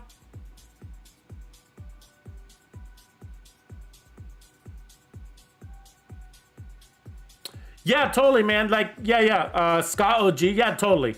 Like, well, I'm not running the fixer right here. I'm running the deflector. But you're right. The attack drone was probably, you know, a smarter way to go because it distracts, does a better job at distracting. It's got a little longer cooldown, so when it goes down, then it, you know, sometimes what's annoying about the strikers that it takes off and then it's like, see you later. I guess you're out of here. But yeah, Sergeant. No, I'm with you, Sergeant. Sergeant says, oh, Memento's best in slot. Like totally, like it just makes so much sense to go with Memento in these builds. So what I'm hoping to do here is just kind of like open your minds to other possibilities so that when you have a circumstance for whatever reason, you understand how clutch works and where and what it does and doesn't do. You know what I mean? So I guess basically what we just experienced here was that the clutch build, like before with armor, the armor on kill was so powerful we didn't need clutch. And so by taking away the armor, then we weakened armor on kill, which is okay. We're happy to do that because we got so much more damage. We picked up 30% more weapon damage, right? So we picked up 30% more weapon damage, but then we weakened our armor on kill, so clutch filled in that gap. That's what I want you to understand. Okay, it's the situations. It's basically, I'm showing you how clutch works in different situations so that when you apply it to a build, that you understand that, you know, if you're going to have armor on kill with it, if there's armor on your build, then clutch is going to be useless. You know what I mean? It's just like the armor on kill is going to be so strong, you don't need clutch. You know, so when you run armor on kill like you saw us run with the negotiators build, we only had one core and clutch worked out really nicely. It all complemented each other. We only had one armor core is what I mean. We only had one armor core and clutch, and we had 20% armor on kill with Negotiator's Dilemma, and otherwise it was all reds and crits, and that worked beautiful. But when we got to two armor cores with 20% armor on kill, then I couldn't tell whether clutch was even working or not. We weren't dying, we were killing really fast, we were shredding, but because I couldn't tell, you might as well run something else, like the Memento backpack. Now we removed the armor cores, all of a sudden I can feel clutch, and I'm like, yeah, this build works. So if you want to go all reds and run and gun, go clutch. I think that's the lesson. So I think we have uncovered what we need to for today. Guys, don't forget to hit the like and subscribe. Peace. I will catch you tomorrow. Remember, Season 8 is around the corner, and we'll be covering that daily. I'm excited. Catch you then. Tuxedo out.